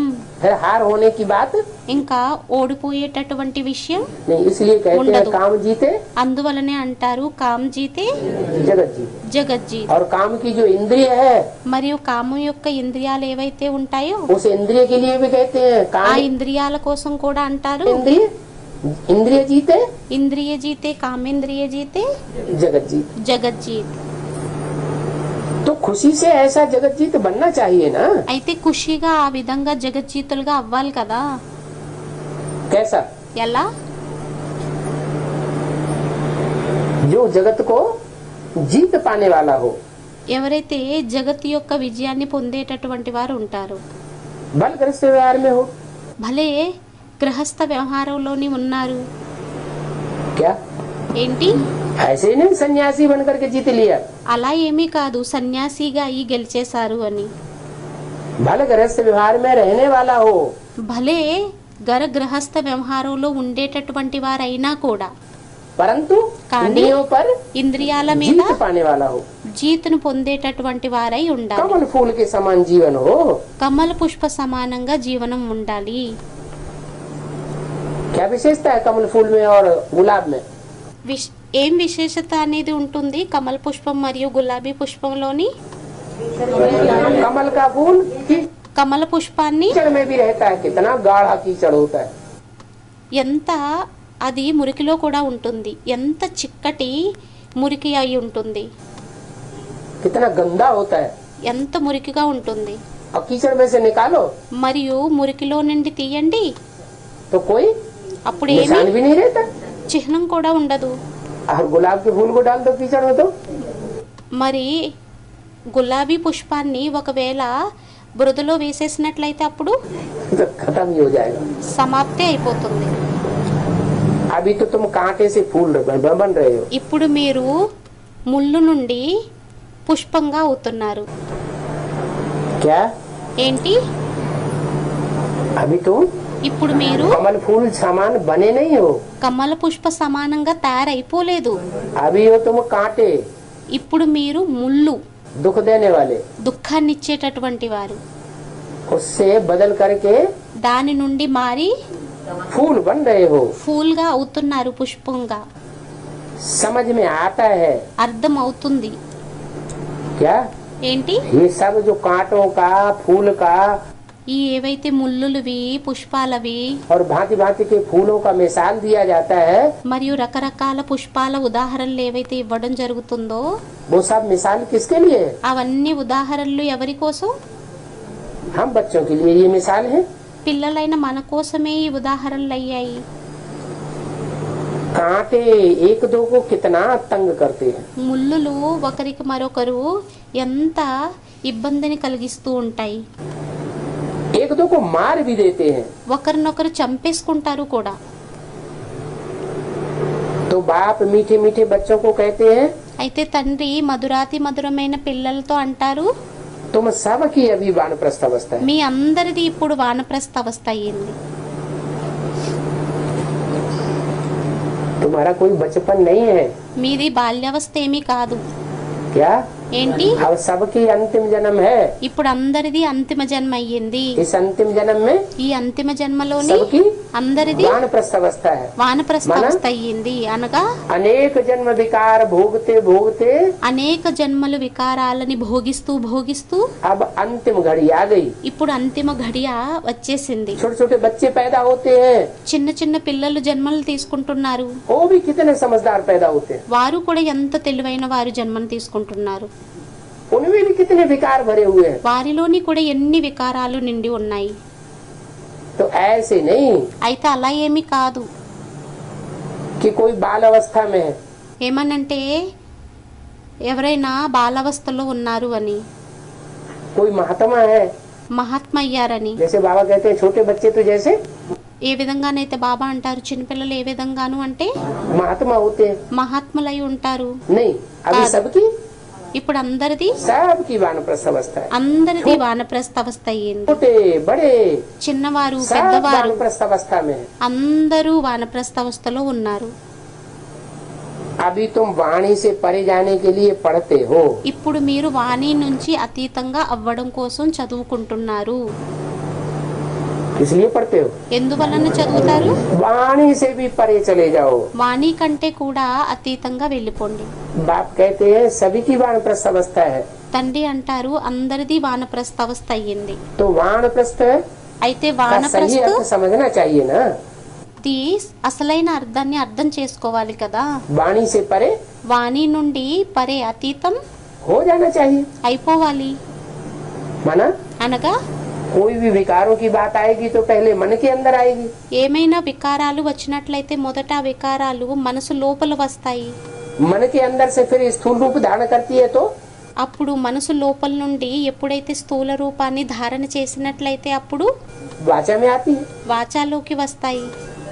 तो अब वाणी से भी परे चले जाना चाहिए। అయితే ఇప్పుడు వాణి నుండి కూడా అతీతంగా అయిపోవాలి, వెళ్ళిపోవాలి. ये भक्ति में रस्म रिवाज चलती है। ఇది భక్తిలోని రీతి రివాజులు నడుస్తాయి. यहाँ तुम वानप्रस्थी बनते हो ఇక్కడ మీరు వానప్రస్థిగా తయారవుతారు. तो भक्ति मार्ग में भी అప్పుడు భక్తి మార్గంలోని वाणी కూడా से परे चले जाते हैं। వాణితోని పరే అతీతంగా వెళ్ళిపోతారు. అనగా बात करना మాట్లాడడం छोड़ देते हैं। घर परिवार విడిచిపెట్టేస్తారు. वालों से ही बात करना बंद कर देते हैं। గృహస్థ పరివారం వారితోనే మాట్లాడడం విడిచిపెట్టేస్తారు. हमारा अब कुछ लेन देन ఇంకా మాది बातचीत ఏమీ का भी కూడా वाचा का भी कोई ఇచ్చిపుచ్చుకోవటం, कनेक्शन नहीं रहा। వాచాది కూడా ఏమీ ఇచ్చిపుచ్చుకోవటం ఇంకేమీ మిగలలేదు. लेकिन बात कहाँ की है? కానీ విషయం ఎక్కడది? यहाँ की बात है ఇక్కడ విషయం అయ్యింది. कि जब हमारी आत्मा निराकारी स्टेज में आकारी स्टेज में टिक जाएगी ఎప్పుడైతే మన ఆత్మ నిరాకారి స్టేజ్ లో ఆత్మిక్ స్టేజ్ లో స్థిరం అయిపోతుందో तो हमको बात करने की भी అప్పుడు మనకి మాట్లాడేటటువంటి ఇష్టం కూడా दरकार नहीं रहेगी। అవసరం అనేది ఉండదు. 60 वर्ष से 60 సంవత్సరాల నుండి गुरु करना शुरू करते हैं గురువుని చేయటం మొదలు और పెడతారు. तुमको तो अभी मिला है सदगुरु। మరియు మీకైతే ఇప్పుడు సద్గురు లభించారు. वो तो भक्ति मार्ग में 60 वर्ष के बाद गुरु करते हैं అదైతే భక్తి మార్గంలో 60 సంవత్సరాల తర్వాత గురువుని చేసుకుంటారు. और तुमको तो अभी మరియు మీకైతే ఇప్పుడు तुम्हारी सबकी अभी वानप्रस्थ अवस्था है और तुमको सदगुरु मिला हुआ है। మీదందరిది ఇప్పుడు వానప్రస్థావస్థ అయ్యింది, మీకు సద్గురువు లభించారు. वो सदगुरु तो तुमको सच्चे वानप्रस्थ अवस्था में ले ही जाएंगे। ఆ సద్గురువు అయితే మిమ్మల్ని సత్యమైన వానప్రస్థావస్థలోకైతే తీసుకునే వెళ్తారు. वो वानप्रस्थ अवस्था तो झूठी है ఆ వానప్రస్థావస్థ అయితే అసత్యమైనది. जहाँ वाणी से परे कर देते हैं स्थूल रूप ఎక్కడైతే में। స్థూల రూపంలో వాణి నుండి అతీతంగా చేసేసుకుంటారు. और तुमको तो మరియు మీకైతే सच्ची सच्ची वानप्रस्थ अवस्था में ले जाते हैं సత్యమైన వానప్రస్థావస్థలోకి తీసుకుని వెళ్తారు. जहाँ तुमको अंदर से ही इच्छा नहीं होगी क्या ఎక్కడైతే మీకు లోపల నుండే ఇష్టం అనేది ఉండదు. ఏంటి कि हम वाचा में ఏమనంటే ఆవే. మేము వాచాలోకి రావాలి అనేది. ये यूनिवर्सिटी है, ఇది యూనివర్సిటీ అయ్యింది, भगवान वाच है ना। భగవాన్ వాచ్ అయ్యింది मैं కదా. तुमको राजयोग सिखलाता हूँ। నేను మీకు రాజయోగాన్ని నేర్పిస్తాను. ये मैं भगवान क्यों करते हैं? ఇది నేను అని భగవంతుడు ఎందుకు అంటూ ఉంటారు?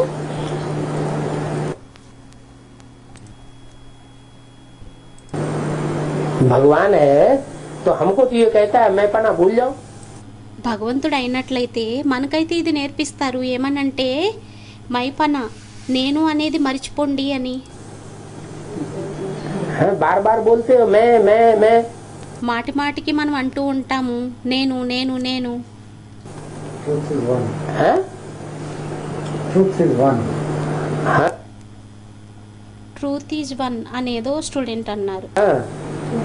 तो అయితే बाप बोलते हैं जब मैं तुमको राजयोग सिखाता हूँ తండ్రి ఎప్పుడైతే అంటారో నేను మీకు రాజయోగాన్ని నేర్పిస్తాను అని, वो सच्चा बोलते हैं या झूठा बोलते हैं? వారు సత్యంగా చెబుతారా లేక అసత్యంగా చెబుతారా? वो तो सच्चा बोलते हैं, వారైతే సత్యం చెబుతారు. कोई झूठी बात नहीं बोलते। వారేమీ అసత్య విషయాన్ని చెప్పరు. एक बाप के सिवाय और कोई राजयोग ఒక్క తండ్రి తప్ప రాజయోగాన్ని ఎవ్వరు కూడా ऐसा योग कोई नहीं सिखाता जिसमें ये राज भरा हुआ हो। అటువంటి యోగాన్ని ఎవ్వరూ కూడా నేర్పించరు దేనిలోనైతే రహస్యం నిండి ఉంటుందో. जो राजाओं का राजा बनाए। ఏదైతే రాజులకి కూడా రాజులుగా తయారు చేసేస్తారు. पूज्य राजाएं थे, పూజ్య రాజులు ఉండేవారు, वो ही फिर पुजारी बने। వారే మళ్ళీ పూజారిగా అయ్యారు. कैसे? ఎలా? पूज्य कब थे? పూజ్యులుగా ఎప్పుడు ఉండేవారు? पूजनीय कब थे? పూజనీయులుగా ఎప్పుడు ఉండేవారు? जब आत्मिक स्थिति वाले थे ఎప్పుడైతే ఆత్మిక స్థితిలో ఉండేటటువంటి వారిగా ఉండేవారిమో तो पूज्य थे। అప్పుడు పూజ్యులుగా ఉండేవారిమి. स्वस्थिति में स्थित थे, స్వయం స్థితిలో స్థిరమై ఉండేవారిము, देवता थे, దేవతలుగా ఉండేవారిము, स्वर्ग में थे, స్వర్గంలో ఉండేవారిము, तो पूज्य थे। అప్పుడు పూజ్యులుగా ఉండేవారిమి. फिर द्वापर युग में क्या करते हैं? మళ్ళీ ద్వాపర యుగంలోని ఏం చేస్తాం? द्वापर युग में स्वर्ग तो होता ही नहीं। ద్వాపర యుగంలో అయితే స్వర్గం ఉండదు. आत्मिक स्थिति किसी की ఆత్మిక స్థితి ఎవరిది కూడా होती नहीं, तो क्या ఉండదు. करते हैं? అప్పుడు ఏం చేస్తారు?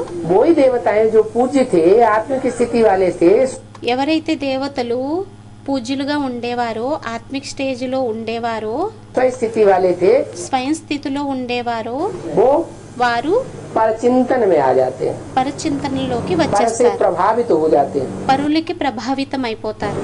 किससे प्रभावित हो जाते हैं? ఎవరితో ప్రభావితం అయిపోతారు? रावण రావణుడు देहधारी गुरुओं से प्रभावित हो जाते हैं। దేహధారి గురువులకి ప్రభావితం అయిపోతారు. जब प्रभावित हो जाते हैं ఎప్పుడైతే ప్రభావితం అయిపోతారో तो जड़ मूर्तियों की అప్పుడు జడ విగ్రహాలకి पूजा करते हैं। పూజన చేస్తారు. तो बाप कहते हैं అయితే తండ్రి అంటారు, बच्चे अच्छी रीति पुरुषार्थ करो। పిల్లలు మంచి రీతిలోని పురుషార్థంని చేయండి. क्या अच्छी रीति पुरुषार्थ करो? ఏం మంచి రీతిలో పురుషార్థంని చెయ్యాలి? क्या ఏంటి? क्या अच्छी रीति पुरुषार्थ करो? ఏం మంచి రీతిలోని పురుషార్థంని చెయ్యాలి? अच्छी रीति यही पुरुषार्थ करो ఏమనంటే మంచి రీతిలో ఇదే పురుషార్థమని చెయ్యండి. कि जो पुजारी हैं ఏదైతే उनसे प्रभावित मत हो।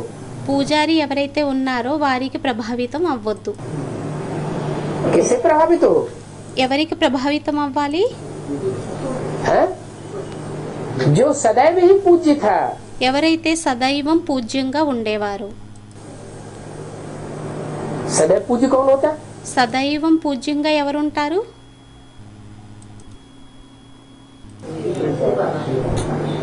शिव बाबा सृष्टि శివ్ బాబా पर सदा कायम है। ఈ సృష్టి మీద ఎల్లప్పుడూ ఉంటారా? ये कभी कायम है, कभी नहीं कायम है। లేక ఒకసారి ఉంటారు, ఒకసారి ఉండరా? इस सृष्टि पर सदा कायम। कहाँ सदा ఈ సృష్టి మీద సదాకాలికం కోసం ఉంటారు. कायम कहाँ है? సదాకాలికం ఎక్కడుంటారు? वो तो 2500 साल परमधाम में रहता है। వారైతే 2500 సంవత్సరాలు పరంధామంలో ఉంటారు. हाँ, శివుడు తండ్రి ఉంటారు అని ఏదో స్టూడెంట్ అన్నారు. जो परमधाम में रहता है वो शिव बाबा नहीं है, ఎవరైతే పరంధామంలో ఉంటారో వారు శివ్ బాబా కాదు, वो है शिव बाप। వారయ్యారు శివుడు తండ్రి. लेकिन जिस साकार में प्रवेश करते हैं वो है కానీ ఏ సాకార శరీరంలోనైతే ప్రవేశిస్తారో వారయ్యారు शिव बाबा। శివ్ బాబా. और वो शिव बाबा మరియు ఆ శివ్ బాబా कभी विधर्मियों के प्रभाव में ఎప్పుడూ కూడా వారు విధర్మీల యొక్క ప్రభావంలోకి आता नहीं है। రారు. बल प्रभाव में नहीं आता है, फिर भी संग का रंग लगता है या नहीं लगता है? భలే ప్రభావంలోకి రారు, కానీ సాంగత్యపు రంగు అంటుకుంటుందా లేక అంటుకోదా? संग का रंग तो लगता है। సాంగత్యపు రంగు అయితే అంటుకుంటుంది. तो आखिरी जन्म में क्या बन जाता है? అయితే లాస్ట్ జన్మలో ఎలా అయిపోతారు? मुसलमान बन जाता है, क्रिश्चियन बन जाता है, बौद्धि बन जाता है। ముసల్మానుగా అయిపోతారా, బౌద్ధిగా అయిపోతారా, క్రిస్టియన్ గా అయిపోతారా? क्या बन जाता है? ఎలా అయిపోతారు? वो कोई को नहीं मानता। అది వారు ఎవ్వరిని ఒప్పుకోరు. मानेंगे तो ఒప్పుకున్నట్లయితే एक అప్పుడు ఒక్క सनातन धर्म को मानेंगे और नहीं मानेंगे तो సనాతన ధర్మాన్ని ఒప్పుకుంటారు. ఒకవేళ ఒప్పుకోకపోయినట్లయితే किसी को नहीं मानेंगे। नास्तिक बन ఎవరిని जाएंगे। ఒప్పుకోరు, నాస్తికుడుగా అయిపోతారు. किसी मुरली में बोला है भारत इस समय అందువలనే మురళీలోని అన్నారు, భారత్ ఈ సమయంలోని पूरा नास्तिक है, పూర్తిగా నాస్తికుడు. 100% नास्तिक है। नास्तिक माने 100% నాస్తిక్. నాస్తిక్ అంటే जो किसी को न माने। ఎవరైతే ఎవరిని ఒప్పుకోరు, किसी साकार को माने ही नहीं। ఎవ్వరిని సాకారంలోని ఒప్పుకోరు माने అనగా तो सबसे बड़ा अहंकारी हुआ ना వారు అందరికంటే అహంకారి అయ్యారు కదా. है? सबसे बड़ा देह अहंकारी हुआ क्या? सबसे बड़ा आत्माभिमानी हुआ? అందరికంటే सबसे बड़ा పెద్ద అహంకారి అయ్యారా లేక అందరికంటే పెద్ద దేహాభిమాని అయ్యారా, నిరహంకారి అయ్యారా? అందరికంటే పెద్ద దేహాహంకారి అయ్యారా లేక అందరికంటే పెద్ద ఆత్మాభిమాని అయ్యారా? सबसे बड़ा देह अहंकारी हुआ। అందరికంటే అతిపెద్ద దేహ అహంకారి అయ్యారు. अब ड्रामा देखो कैसा बना हुआ है। మరియు డ్రామాని చూడండి ఎలా తయారయ్యిందో. जो सबसे बड़ा दुनिया का देह अहंकारी, ప్రపంచం యొక్క అందరికంటే అతిపెద్ద దేహ అహంకారిను उसी में వారిలోనే हाँ विदेही आके प्रवेश करता है। విదేహి వచ్చి ప్రవేశిస్తారు. है बहुत चालाक అవ్వడానికి చాలా చతురుడు. कि इस मुट्ठे को कंट्रोल कर लेंगे तो सारी दुनिया कंट्रोल हो जाएगी। ఈ ముఠ్ఠేని ఒకవేళ కంట్రోల్ చేసినట్లయితే మొత్తం ప్రపంచం అంతా కంట్రోల్లోకి వచ్చేస్తుంది అని. अच्छा, మంచిది. सबसे ऊंचा निरहंकारी और सबसे फिर दुनिया का सबसे बड़ा अहंकारी अहमदाबादी। స్టూడెంట్ అన్నారు అందరికంటే పెద్ద నిరహంకారి, అందరికంటే ప్రపంచం యొక్క అతిపెద్ద అహంకారి అని బాబా అన్నారు. అహ్మదాబాదీ. बाप कहते हैं अच्छी रीति पुरुषार्थ करो, తండ్రి అంటారు మంచి రీతిలోని పురుషార్థంని చెయ్యండి, दैवी गुण धारण करो। దైవీ గుణాలని ధారణ చెయ్యండి. क्या ఏంటి? अच्छी रीति पुरुषार्थ करने का क्या मतलब हुआ? మంచి రీతిలో పురుషార్థంని చెయ్యండి అంటే అర్థం ఏమయ్యింది? कि जो देवताएं थे स्वर्ग में स्वयं स्थिति वाले थे, ఏమనంటే దేవతలు ఎవరైతే ఉండేవారో స్వర్గంలోని స్వయం స్థితిలో ఉండేటటువంటి వారు उनका जो मूल गुण है उसको వారి యొక్క మూల గుణం ఏదైతే ఉండేదో దానిని धारण करो। ధారణ बल చెయ్యండి. खाओ पियो, భలే తినండి త్రాగండి. है खाने पीने के लिए मना मना नहीं है कि తినడానికి త్రాగడానికి నిషేధం లేదు. तुम व्रत उपवास करना शुरू कर दो, ఏమనంటే మీరు వ్రతాన్ని ఉపవాసాన్ని ప్రారంభించేయండి. जैसे भक्ति मार्ग में करते आए। ఎలా అయితే భక్తి మార్గంలో చేస్తూ వచ్చామో बल खाओ पियो, భలే తినండి త్రాగండి. श्रीनाथ दरबार में जाओ। శ్రీనాథుడి దర్బార్లోకి వెళ్ళండి. क्या ఏంటి? तुम्हें श्रीनाथ दरबार अच्छा लगता है ये మీకు శ్రీనాథుడి యొక్క దర్బార్ అనేది మంచిగా అనిపిస్తుందా లేక जगन्नाथ दरबार अच्छा लगता है? జగన్నాథుడి యొక్క దర్బార్ అనేది మంచిగా అనిపిస్తుందా? हाँ जगन्नाथ दरबार अच्छा लगता है। జగన్నాథుడి యొక్క దర్బారు అనేది మంచిగా అనిపిస్తుందా? हाँ, श्रीनाथ दरबार में तो मालपुआ मिलते हैं। శ్రీనాథుడి దర్బార్లోనైతే నేతిపిండి వంటలు లభిస్తాయి. हैं? नहीं वहाँ స్టూడెంట్ ఏదో అన్నారు. కాదు, मिलते तो हैं అక్కడ లభిస్తాయి. లభించడం అయితే లభిస్తాయి, लेकिन पैसे वालों को मिलते हैं। కానీ డబ్బున్న వారికి లభిస్తాయి. वहाँ भोग दिया जाता है पैसे वालों को, అక్కడ ప్రసాదం అనేది డబ్బులున్న వారికి ఇవ్వటం జరుగుతుంది. मुफ्त में कुछ भी नहीं मिलता। ఉచితంగా ఏమీ లభించదు. श्रीनाथ द्वारे में जाओ, देखो శ్రీనాథ ద్వారానికి వెళ్ళండి, చూడండి. वहाँ घी के माल मिलते हैं, అక్కడ చూడండి నేతిపిండి వంటలు లభిస్తాయి, ढेर के ढेर भी मिलते हैं। మరియు అనేకం లభిస్తాయి. घी के कुएं बने हुए हैं। అక్కడ నేతి నుయ్యలు తయారై ఉన్నాయి. क्या ఏంటి? वहाँ घी का అక్కడ कुआं बना हुआ है। నుయ్య అనేది తయారై ఉంది. वो फिर खाते कौन है? जो घी का कुआं बना हुआ है మరి దానిని ఎవరు తింటారు? ఏదైతే నేతిది నుయ్య తయారై ఉందో, घी के माल बनते हैं, నెయ్యి పిండి వంటలు తయారవుతాయో నేతి పిండి వంటలు, खाते कौन है? వాటిల్ని ఎవరు తింటారు? हैं? जो वहाँ के पंडे पुजारी हैं అక్కడ ఉండేటటువంటి ఎవరైతే పండే పూజారీలు ఉన్నారో वो घी के बने हुए माल खाते हैं। వారు అక్కడ నేతితో తయారు చేసినటువంటి పిండి వంటలని తింటారు. पब्लिक को क्या देते हैं? పబ్లిక్ ఏమిస్తారు? हैं?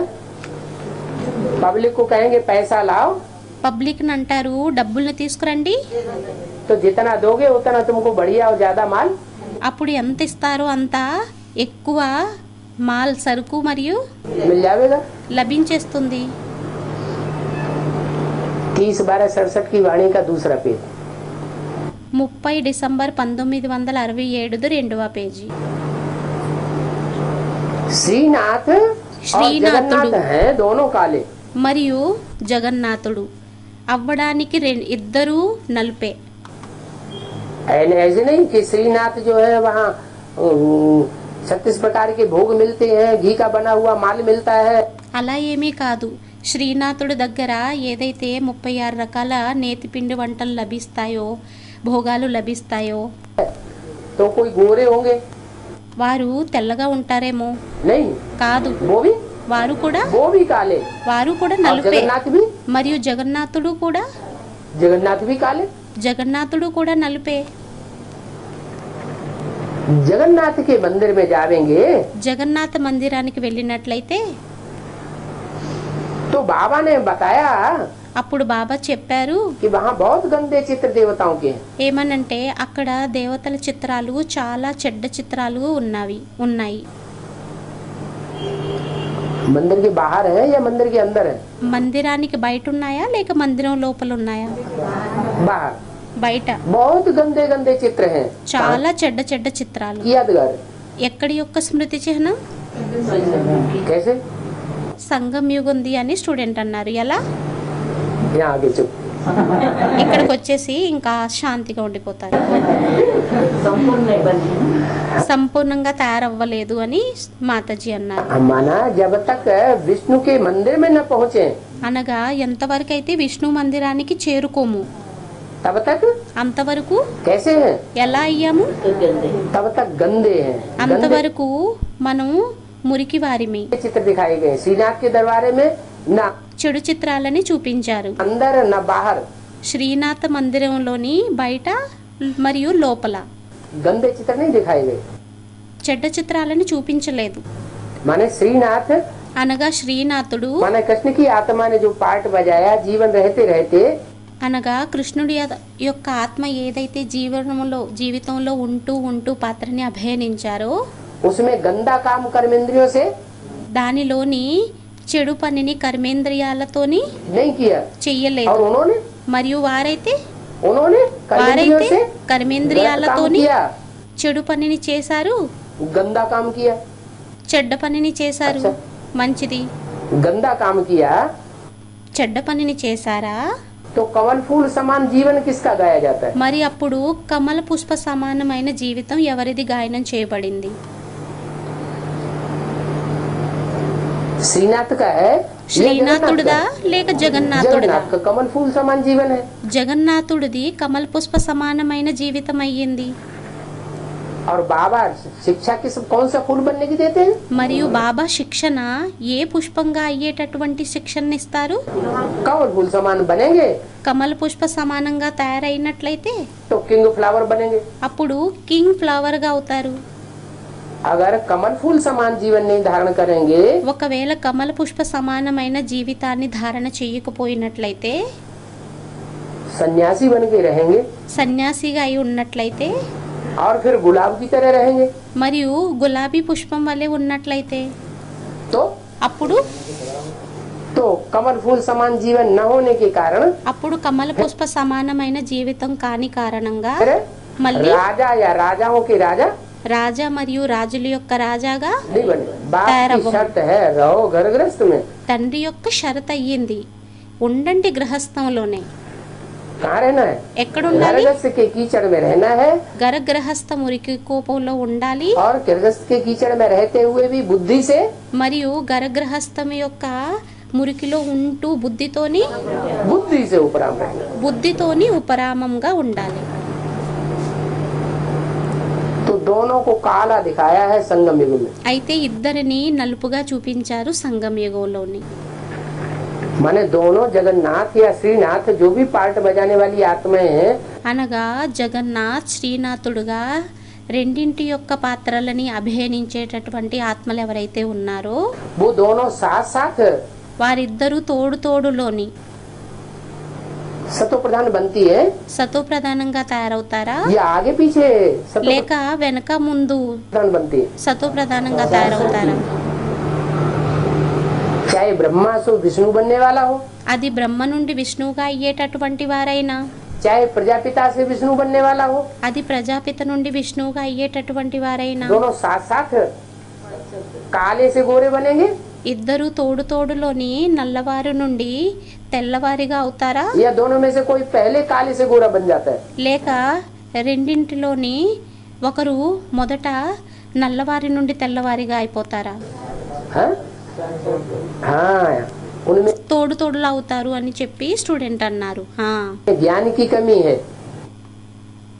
దీనిలోని జ్ఞానం యొక్క లోటు అనేది ఉంది, లోపం.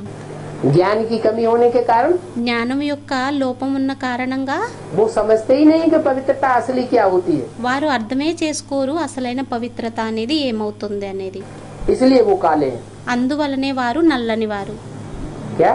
ఏంటి? और वो మరియు వారు उनमें गोरे वो भी नहीं है। తెల్లవారు అని ఏదో స్టూడెంట్ అన్నారు. తెల్లవారైతే వారు కూడా కాదు, दोनों ही काले हैं। ఇద్దరూ నలిపే. वो तो अज्ञानता के कारण जैनियों ने 2 तरह के मंदिर बना दिए हैं। అజ్ఞానత కారణంగా ఆ జైనీలు ఎవరైతే ఉన్నారో వారు 2 ప్రకారాలైన మందిరాలని తయారు చేసేశారు. क्या? ఏంటి? एक सफेद मूर्तियों वाला मंदिर ఒకటి తెల్ల విగ్రహాల యొక్క మందిరం, और एक మరియు మరొకటి काली मूर्तियों वाला मंदिर। నల్ల విగ్రహాల యొక్క మందిరం. वो जैनी लोग इस बात को समझते ही नहीं है। జైనీలు ఎవరైతే ఉన్నారో వారు ఈ విషయాన్ని అర్థమే చేసుకోరు. और काली मूर्तियों वाला मंदिर भी ऊपर बनाया हुआ है। మరియు నల్ల విగ్రహాల యొక్క మందిరాన్ని కూడా పైన తయారు చేశారు. ये क्या चक्कर? ఇదేం చక్కరయ్యింది? कि वो ऊंची स्टेज वाले हैं, ఎందుకంటే వారు ఉన్నతమైన స్టేజ్ వారు అయ్యారు. उन्होंने गहराई की बात को समझा हुआ है। వారు లోతైన విషయాలని అర్థం చేసుకున్నారు. ऊंची स्टेज वालों ने ఉన్నత స్టేజ్ और जो కలిగిన नीचे వారు. रखे हुए हैं सफेद मूर्तियां, మరియు కింద ఏవైతే తెల్ల విగ్రహాలని పెట్టబడి ఉన్నాయో అవి उन्होंने उतनी ऊंची వారైతే అంత ఉన్నతమైన पढ़ाई, चदुवनी- उतनी ऊंची चाढ़ी नहीं चढ़ी है ज्ञान की। అంత ఉన్నతమైన స్టేజ్లో పైకి అనేది ఎక్కలేదు. इसलिए साधन है तो योगा। नीचे, అందువలనే అవ్వడం అయితే కిందే అయ్యారు. लेकिन కానీ उन्होंने जो सीढ़ी न चढ़ी है వారు ఏదైతే మెట్లుని ఎక్కలేదో उसके कारण बुद्धि दानी जितना कारण- समझा है బుద్ధి ఎంతైతే అర్థం చేసుకుందో उतना पवित्र बने। అంత పవిత్రంగా వారు అయ్యారు. बेसिक नॉलेज में जितनी ज्ञान होगा उतना ही पवित्र बनेंगे। బేసిక్ నాలెడ్జ్లో ఎంతైతే జ్ఞానం ఉంటుందో అంతే పవిత్రంగా తయారవుతారా, या बिना ज्ञान के पवित्र बन जाएंगे? లేక జ్ఞానం లేకుండా పవిత్రంగా తయారైపోతారా? बेसिक नॉलेज है బేసిక్ నాలెడ్జ్ అయ్యింది, तो बेसिकली पवित्र बनेंगे। అప్పుడు బేసికల్లీ పవిత్రంగా తయారవుతారు. एडवांस ज्ञान है అడ్వాన్స్ జ్ఞానం అయ్యింది, तो एडवांस के पवित्र बनेंगे। అప్పుడు అడ్వాన్స్ యొక్క పవిత్రంగా తయారవుతారు. एक है सन्यासियों की पवित्रता ఒకటయ్యింది సన్యాసీయుల పవిత్రత, और एक है देवताओं की पवित्रता। మరొకటి అయ్యింది దేవతల యొక్క పవిత్రత. कौन ज्यादा ऊंचे हुए? ఎవరు ఎక్కువ ఉన్నతమయ్యారు? देवताएं ज्यादा ऊंचे हुए। దేవతలు ఎక్కువ ఉన్నతమయ్యారు. देवताओं में भी దేవతల్లోని కూడా एक है राजा बनने वाले ఒకరయ్యారు రాజుగా తయారయ్యేటటువంటి వారు, और एक है रानी बनने वाले। మరొకరయ్యారు రాణిలుగా అయ్యేటటువంటి వారు. कौन अधिकारी है कौन आधीन है? ఎవరు అధికారి అయ్యారు, ఎవరు ఆధీనమయ్యారు? राजा अधिकारी है, రాజులు అధికారులు అయ్యారు, रानी आधीन है। రాణిలు क्यों? ఆధీనమయ్యారు. वो आधीन क्यों बनी? వారు ఎందుకని ఆధీనంగా తయారయ్యారు? ఎందుకు? उनमें तो ज्यादा पवित्रता रही जन्म जन्मांतर। వారిలోనైతే జన్మ జన్మాంతరాలు ఎక్కువ పవిత్రత అనేది ఉంది. उनके आए बगैर तो ये पवित्र बन भी नहीं सकते। వారు రాకుండా వీరు పవిత్రంగా తయారవ్వనే అవ్వలేరు. हाँ, उनको తండ్రి యొక్క గుర్తింపు అని స్టూడెంట్ అన్నారు. बाप की पहचान नहीं होती, వారికి తండ్రి యొక్క పరిచయం అవ్వదు. तो सबसे बड़ी उपलब्धि क्या हुई? అయితే అన్నింటికంటే పెద్ద ఉపలబ్ధి ఏమయ్యింది? తండ్రిది बाप की पहचान। अम्मा తండ్రిది గుర్తింపు. को तो पहचान लिया, అమ్మనైతే గుర్తించేశారు. रानियों ने किसको पहचान लिया? రాణిలు ఎవరిని గుర్తించేశారు? बच्चियां जो घर में पैदा होती है वो किसकी तरफ जाती हैं? అమ్మాయిలు ఎవరైతే ఇంట్లోని జన్మను తీసుకుంటారో వారు ఎటువైపుకు వెళ్తారు? वो अम्मा की तरफ जाती है। వారు అమ్మ వైపుకు వెళ్తారు. और बच्चा మరియు పిల్లవాడు बाप की तरफ जाता है। పిల్లవాడు తండ్రి వైపుకు వెళ్తాడు. ये दो हैं, एक వీరు ఇద్దరయ్యారు. विजयमाला, ఒకటి విజయమాల, एक रुद्रमाला। ఒకటి रुद्रमाला है రుద్రమాల. बच्चे, రుద్రమాల వారు అబ్బాయిలు, और विजयमाला है మరియు విజయమాల వారయ్యారు बच्चियां। అమ్మాయిలు. बच्चियां बनती हैं रानी, అమ్మాయిలు అవుతారు రాణిలు, और మరియు रुद्रमाला के बच्चे बनते हैं రుద్రమాల యొక్క అబ్బాయిలు అవుతారు राजा। రాజులు. सारा फाउंडेशन यहाँ से पड़ा हुआ है। మొత్తం ఫౌండేషన్ అంతా ఇక్కడ నుండే పడి ఉంది. तो जगन्नाथ के मंदिर में बहुत गंदे चित्र लगे हुए हैं। అయితే జగన్నాథుడి మందిరంలోని చాలా చెడ్డ చిత్రాలు పెట్టబడి ఉన్నాయి. है तो दोनों काले, అవ్వడానికి ఇద్దరూ నలిపే. श्रीनाथ को भी काला दिखाते हैं और जगन्नाथ को भी శ్రీనాథుణ్ణి కూడా నల్లగా చూపిస్తారు మరియు జగన్నాథుణ్ణి కూడా काला दिखाते हैं, लेकिन बहुत నల్లగా गंदा किसको చూపిస్తారు. दिखाते हैं? కానీ ఎక్కువ మురికిగా ఎవరిని చూపిస్తారు? जगन्नाथ के मंदिर को जो यादगार मंदिर बनाया हुआ है, జగన్నాథ మందిరం ఏదైతే స్మృతి చిహ్నం తయారై ఉందో उसमें बाहर जो मूर्तियां रखी हुई हैं దానిలో ఏదైతే బయట విగ్రహాలు పెట్టబడి ఉన్నాయో वो बहुत गंदी दिखाते हैं। అవి చాలా చెడ్డగా చూపిస్తారు. दिखाने वाले कौन है? చూపించేటటువంటి వారు ఎవరయ్యారు? है? మనుషులు అని స్టూడెంట్ అన్నారు. ज्ञानी आत्माएं हैं या अज्ञानी आत्माएं? జ్ఞాని ఆత్మలయ్యారా లేక అజ్ఞాని हम ఆత్మలయ్యారా? भगत ही तो हैं। వారు उन భక్తులే भगतों ने అయ్యారు ज्ञान की కదా. गहराई को ఆ భక్తులకి జ్ఞానం యొక్క లోతుల్ని नहीं समझा है, तो अर्थम न समझने के చేసుకోలేదు. कारण उनको అర్థం చేసుకోలేని కారణంగా వారిని उनको गंदा दिखा दिया है। వారిని చెడ్డుగా చూపించేశారు. और श्रीनाथ के मंदिर में जो मूर्तियां रखी हैं మరియు శ్రీనాథుడి మందిరంలో ఏవైతే విగ్రహాలు పెట్టబడి ఉన్నాయో उनको వారిని सुंदर दिखा दिया है। వారిని సుందరంగా చూపించేశారు. अभी वह चित्र है या गवर्नमेंट ने बंद कर दिए हैं?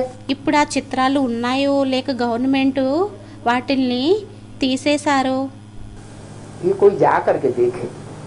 बाबा को संशय ఇది ఎవరైనా వెళ్ళి చూడాలి. आता है, బాబాకి సంశయం వస్తుంది. जाए करके देखे। వెళ్ళి చూడాలి. कलकत्ते के नजदीक है कटक। కలకత్తాకి దగ్గరగా ఉంది కటక్. क्या ఏంటి? है? उसी तरफ जगन्नाथ भी है, उसी तरफ कटक भी है। అటువైపే జగన్నాథుడు ఉన్నారు, అటువైపే కటక్ కూడా ఉంది. देख करके आवेंगे। చూసి వద్దాం. वहाँ कोणार्क का मंदिर भी है। అక్కడ కోనార్క్ మందిరం కూడా ఉంది. वहाँ और ही गंदे गंदे चित्र बने हुए हैं। అక్కడ ఇంకా చెడ్డ చెడ్డ చిత్రాలు తయారై ఉన్నాయి. देख करके आवेंगे, सर्विस भी करके आवेंगे। చూసి వద్దాము, సర్వీస్ ని కూడా చేసి వద్దాము. कलकत्ते वाले को ही डायरेक्शन मिलती है। కలకత్తా వారికి డైరెక్షన్ లభిస్తుంది. ఏంటి? डायरेक्शन भी किसको मिलती है? ఈ డైరెక్షన్ కూడా ఎవరికి లభిస్తుంది? जो कलकत्ते वाले हैं, कलह क्लेश ఎవరైతే కలకత్తా వారు ఉన్నారో కలహ క్లేశాలని इकट्ठा करने वाले हैं, కట్ చేసేటటువంటి వారు ఉన్నారో उनको ये डायरेक्शन मिलती है। వారికి क्या? ఈ డైరెక్షన్ లభిస్తుంది. ఏంటి? कि वहाँ कोणार्क के मंदिर में అక్కడ కోనార్క్ మందిరంలోని जावे और उनकी सेवा వెళ్ళాలి करके మరియు आवे। వారి సేవని చేసి రావాలి. वहाँ चावल का हंडा बनाते हैं। అక్కడ కుండతోని అన్నాన్ని తయారు చేస్తారు. कहाँ? ఎక్కడ? जगन्नाथ मंदिर में पकाते किसको है? జగన్నాథ మందిరంలో ఏం ఉడికిస్తారు? चावल पकाते हैं। అక్కడ అన్నాన్ని ఉడికిస్తారు. माना అనగా बेसिक नॉलेज लेकर के जो బేసిక్ నాలెడ్జ్ ని తీసుకొని बिंदु की याद में टिकते हैं ఎవరైతే బిందువు యొక్క స్మృతిలో స్థిరం అవుతారో और बेसिकली पास हो जाते हैं, మరియు బేసికల్లీ పాస్ అయిపోతారు, आत्मिक स्थिति में ఆత్మిక స్థితిలోని टिक जाते हैं। స్థిరం అయిపోతారు. उनकी आत्माओं को पकाया, आत्मा रूपी चावलों को ఆ ఆత్మలని ఉడికించారు. ఆత్మారూపి బియ్యాలని पकाया जाता है। आत्मा ఉడికించడం జరుగుతుంది. रूपी चावल बना माने बेसिकली उनकी आत्मा की कट ఆత్మారూపి బియ్యం అంటే బేసికల్లీ వారి ఆత్మారూపి ఏదైతే పొట్టు ఉంటుందో అది देवहानि की बेसिकली कट उतर जाती है। वो దేహ डायरेक्ट బాణం యొక్క బేసికల్లీ పొట్టు ఏదైతే ఉంటుందో అది తొలగిపోతుంది. बाप से सीखते हैं। డైరెక్ట్ గా వారు తండ్రితోని నేర్చుకుంటారు. जब डायरेक्ट बाप से सीखते हैं, ఎప్పుడైతే డైరెక్ట్ తండ్రితో నేర్చుకుంటారో అప్పుడు बाप उनको योगाग्नि में डालते हैं। అప్పుడు తండ్రి వారిని యోగాగ్నిలోని వేస్తారు. योगाग्नि का हंडा యోగాగ్ని యొక్క కుండ चढ़ाया गया, उसमें वो चावल पकते हैं। అక్కడ ఎక్కించారు మరియు దానిలోని ఆ బియ్యం ఏవైతే ఉంటాయో అవి ఉడుకుతాయి. जो पक जाने से 4 भाग हो जाती है। అది ఉడకడంతోని 4 భాగాలుగా విభజన అయిపోతాయి. जो चावलों का हंडा जब पूरा पक जाता है ఆ ఏదైతే బియ్యం యొక్క కుండ ఎప్పుడైతే పూర్తిగా ఉడికిపోతుందో అప్పుడు तो 4 भागों में फट जाता है। 4 భాగాలలోని అది విరిగిపోతుంది. माना అనగా जब एडवांस पार्टी शुरू होती है ఎప్పుడైతే అడ్వాన్స్ పార్టీ ప్రారంభమవుతుందో तो शुरुआत में అప్పుడు ప్రారంభంలోని जिनको ये एडवांस ज्ञान मिलता है ఎవరికైతే ఈ అడ్వాన్స్ జ్ఞానం లభిస్తుందో वो कितने होते हैं? వారు ఎంతమంది ఉంటారు? 4 ही होते हैं बीज रूप आत्मा। నలుగురే ఉంటారు బీజ రూపాత్మలు. वो 4 धर्म की 4 बीज रूप आत्मा होती हैं। వారు నలుగురు ధర్మాల యొక్క నలుగురు బీజ రూపీ ఆత్మలు ఉంటారు. కానీ ఆ సమయంలోని ये अधूरी न ఆ సమయంలోని వారు అసంపూర్ణం, నలుగురు అసంపూర్ణ జ్ఞానం, पकी हुई సగం ఉడికి ఉన్నవారు, कच्ची है పచ్చిగా ఉన్నారు. कि ज्ञान में पक्की होती है, లేక ఆ సమయంలో జ్ఞానంలో పక్కాగా ఉంటారా? वो कच्ची होती है। ఆ సమయంలోని కచ్చాగా ఉంటారు. फिर మళ్ళీ जिन्होंने कच्चा ज्ञान लिया, ఎవరైతే కచ్చా జ్ఞానాన్ని తీసుకున్నారో, जिन्होंने पक्का ज्ञान लिया, कौन ఎవరైతే పక్కా జ్ఞానాన్ని తీసుకున్నారో, नंबर 1, कौन नंबर 2, 3, 4, ఎవరు నెంబర్ 1, ఎవరు నెంబర్ 1 2, ఎవరు నెంబర్ 1 3, ఎవరు నెంబర్ 1 4. चौथे नंबर का पुरुषार्थ किसने किया? 4వ నెంబర్ పురుషార్థంని ఎవరు చేశారు? अव्वल नंबर का पुरुषार्थ किसने किया? మొదటి నెంబర్ పురుషార్థంని ఎవరు చేశారు? और 4 भाग हो जाते हैं चावलों में। ఆ అన్నంది 4 భాగాలైపోతాయి. क्या ఏంటి? मुख्य धर्म कितने हैं? ముఖ్యమైన ధర్మాలెన్ని? 4 मुख्य धर्म है, 22 तो 4 ముఖ్యమైన ధర్మాలు అయ్యాయి. बाकी तो उनके सहयोगी धर्म है। మిగతావి వాటి యొక్క సహయోగి ధర్మాలు అయ్యాయి. तो 4 भाग हो जाते हैं, అయితే 4 భాగాలు అయిపోతాయి. सिर्फ चावल का ही भोग लगता है। కేవలం అన్నందే అక్కడ భోగం అనేది పెట్టబడుతుంది. क्या ఏంటి? घी का भोग? घी के बने हुए मालपुओं का भोग नहीं लगता। నెయ్యం యొక్క భోగం, నెయ్యితో తయారు చేయబడినటువంటి భోగాలని అక్కడ పెట్టడం జరగదు. क्योंकि अभी साधारण है ना, ఎందుకంటే ఇప్పుడు సాధారణం అయ్యారు కదా. इसलिए चावल का भोग लगता है। అందువలనే అన్నం యొక్క భోగం పెట్టబడుతుంది. हाँ हैं? हाँ पकाते हैं। हाँ तो మాతాజీ అడిగారు, బాబా అక్కడ 7 కుండలతోని ఒక దాని మీద ఒకటి పెట్టి ఏదైతే ఉడికిస్తారో ऊपर की हंडी में पहले पक जाता है। పైన ఏదైతే 7వ కుండ పైన ఏదైతే ఉంటుందో అది మొదట ఉడికిపోతుంది. क्यों? ఎందుకు? और 7 नारायण है ना। ఆ 7గురు నారాయణులు ఉన్నారు కదా. हाँ మొదటి నారాయణుడు అని స్టూడెంట్ అన్నారు. तो 7 नारायणों में भी जो ऊंची स्टेज का है 7 మంది నారాయణుల్లోని కూడా ఎవరైతే ఉన్నత నారాయణుడు ఉన్నారో, ఉన్నతమైన స్టేజ్ వారు, वो ज्ञान अग्नि लगाता है, योग अग्नि लगाता है। వారు జ్ఞాన అగ్నిని వెలిగిస్తారు, యోగ అగ్నిని వెలిగిస్తారు. तो पहले कौन लगाएगा बनेगा? అయితే మొదట ఎవరు తయారవుతారు? जो पहले बनाने वाला है वो पहले बनता है, और 7 ఎవరైతే మొదట తయారు చేసేటటువంటి వారో వారు మొదట తయారవుతారు. తరువాత 7 మంది बाद में बनते हैं। उनमें తరువాత తయారవుతారు. भी एक सबसे ऊपर है। వారిలోని కూడా ఒకరు అందరికంటే పైన అయ్యారు. कृष्ण और कृष्ण का कुल, కృష్ణుడు మరియు కృష్ణుడు యొక్క కులం, चंद्रवंशी और చంద్రవంశీ चंद्रवंशियों का మరియు చంద్రవంశీయుల యొక్క कुल, కులం. वो सबसे ऊंची स्टेज वाला है, तो वो అది అన్నింటికంటే ఉన్నత స్టేజ్ కలిగినటువంటిది అయ్యింది. पहले बनता है। అది మొదట తయారవుతుంది. फिर उसके पीछे जो जन्म लेते हैं మళ్ళీ వారి తర్వాత ఎవరైతే జన్మని తీసుకుంటారో वो इस्लाम धर्म में कन्वर्ट होने वाले, వారు ఇస్లాం ధర్మంలోకి కన్వర్ట్ అయ్యేటటువంటి వారయ్యారు. तो बाद में बनेंगे। వారు తర్వాత తయారవుతారు. बाद में पकेंगे या पहले पकेंगे? వారు తర్వాత तयारవుతారా, వారు తర్వాత ఉడుకుతారా, లేక మొదట ఉడుకుతారా? वो बाद में पकेंगे। जो వారు తర్వాత ఉడుకుతారు. सबसे नीचे वाली हंडी है అన్నింటికంటే ఏదైతే కింద ఉండేటటువంటి కుండ ఉంటుందో और सबसे बाद में पकती फड्डी। అది అన్నింటికంటే తరువాత ఉడుకుతుంది. और మరియు ఇంకా ओम शांति। ఓం శాంతి.